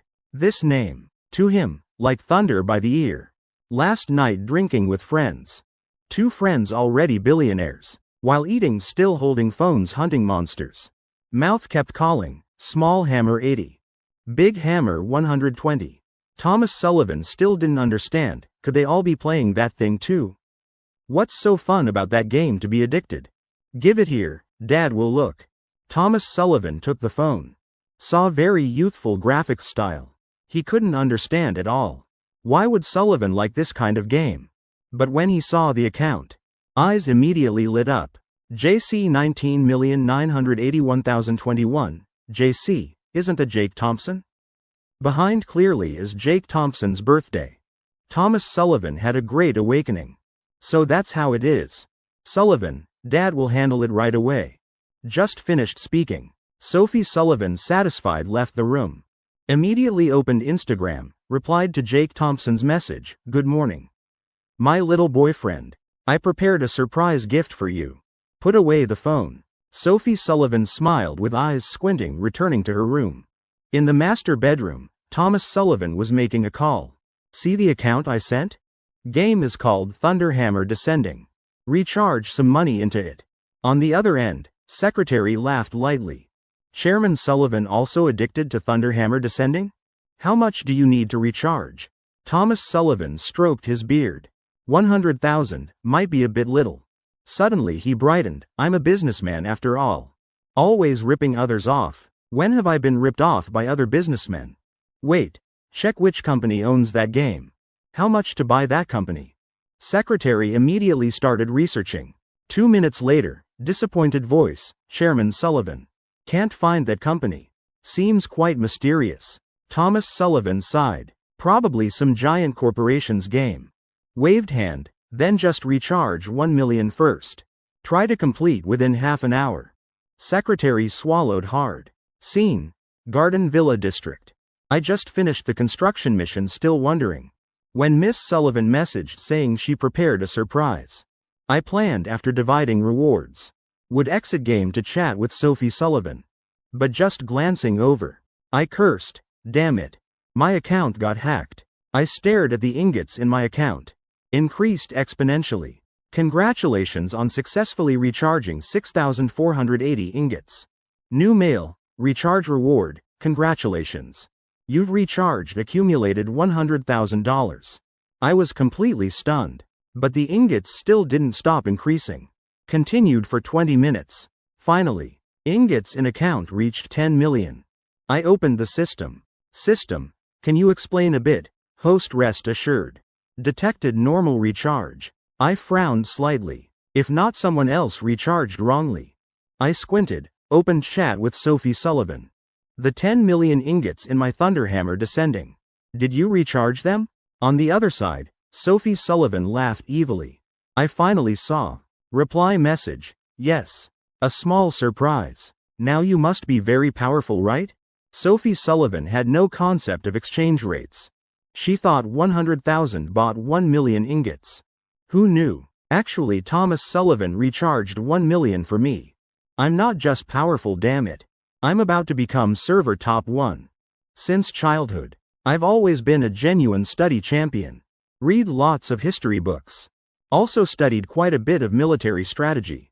But this moment I admit I'm excited. I'm thrilled, I'm happy. I feel like flying. Why? Of course not just because Sophie Sullivan recharged 10 million ingots for me. But because I thought of the ingot increase speed earlier. Can't help exclaiming, Miss Sullivan's hands are really fast. Surely everyone knows what advantage a girlfriend with fast hands has. Just I didn't know. It was Thomas Sullivan's secretary calling a group of people. The whole group abandoning work in the morning. Trying hard to recharge to achieve that speed. Miss Sullivan, enjoy playing games this morning. I'll come find you in the afternoon. I smiled lightly. Message back, come to my place. Sophie Sullivan, full of excitement, laughed evilly. Beauty wife at the door. Only fools would refuse, right? I sent an OK sticker. Then started reorganizing all equipment in the account. Can only say, having money is really great. Playing games feels even better. 12 noon. The Maserati slowly stopped at Garden Residence. Sophie Sullivan had also got my house number. When I opened the door seeing Sophie Sullivan, that moment, I unconsciously froze. Oh. Today my wife is really beautiful. Simple black t-shirt paired with jeans. Worn on Ice Mountain CEO Sophie Sullivan. Plus perfect ponytail hairstyle. Bringing fresh feeling like a schoolgirl. Also with faint fragrance drifting. Sophie Sullivan smiled mischievously. Immediately squeezed into my house. Eyes lighting up. So clean. Is this really a guy's house? Immediately, Sophie Sullivan turned into curious girl. Everything in my house interested her. Looking left, looking right. Touching and admiring, then asking, hey Jake Thompson. This flower pot blooms so beautifully. Do you water it daily? Oh, so many models like this too. So cute. My little boyfriend, why is your room so clean? Step by step infiltrating. Sophie Sullivan had reached my bedroom. She took several deep breaths. Smacking lips, then frowning. Turning to look at me. Why does it smell strange like this? What strange smell? Heaven and earth witness. I shower daily. Open windows for ventilation on time. But still not assured, took a deep breath. No strange smell. What smell? Sophie Sullivan mischievously licked her lips lightly. Face slightly red, it's the faint fragrance from you. I breathed a sigh of relief. Plopped down on the bed. Indeed, dogs' noses are sensitive. Sophie Sullivan froze. Dogs' noses are naturally sensitive. Otherwise, why would there be so many service dogs? Then suddenly realized something. She clenched her small pink fists. Glaring at me, Jake Thompson. Who are you calling a dog? I'm angry now. Sophie Sullivan's red-faced appearance made me so happy I couldn't help it. I immediately pounced, waiting for the right moment. Pointing at my cheek, want a kiss? Sophie Sullivan softly hummed. Said nothing, but lips were very honest, pressed on my cheek. Then turned away proudly. Honey trap still effective. I'm not as angry as before. But still angry. I gave her a yogurt box. Smiling. So what to do to completely stop being angry? Sophie Sullivan's eyes curved with laughter. Waiting for exactly this sentence. He finally asked. HMPH, actually. Very simple, I want to see your love letters.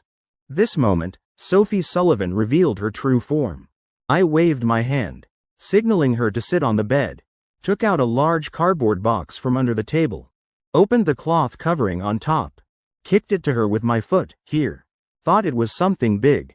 Look, all here. Sophie Sullivan's eyes lit up brilliantly. So many? This cardboard box could probably fit a whole person. She swallowed hard. Bent down slightly. Pulled out 2 sheets. Then even more stunned. Still haven't removed the seal. I helplessly shrugged. Yeah. I've never read them.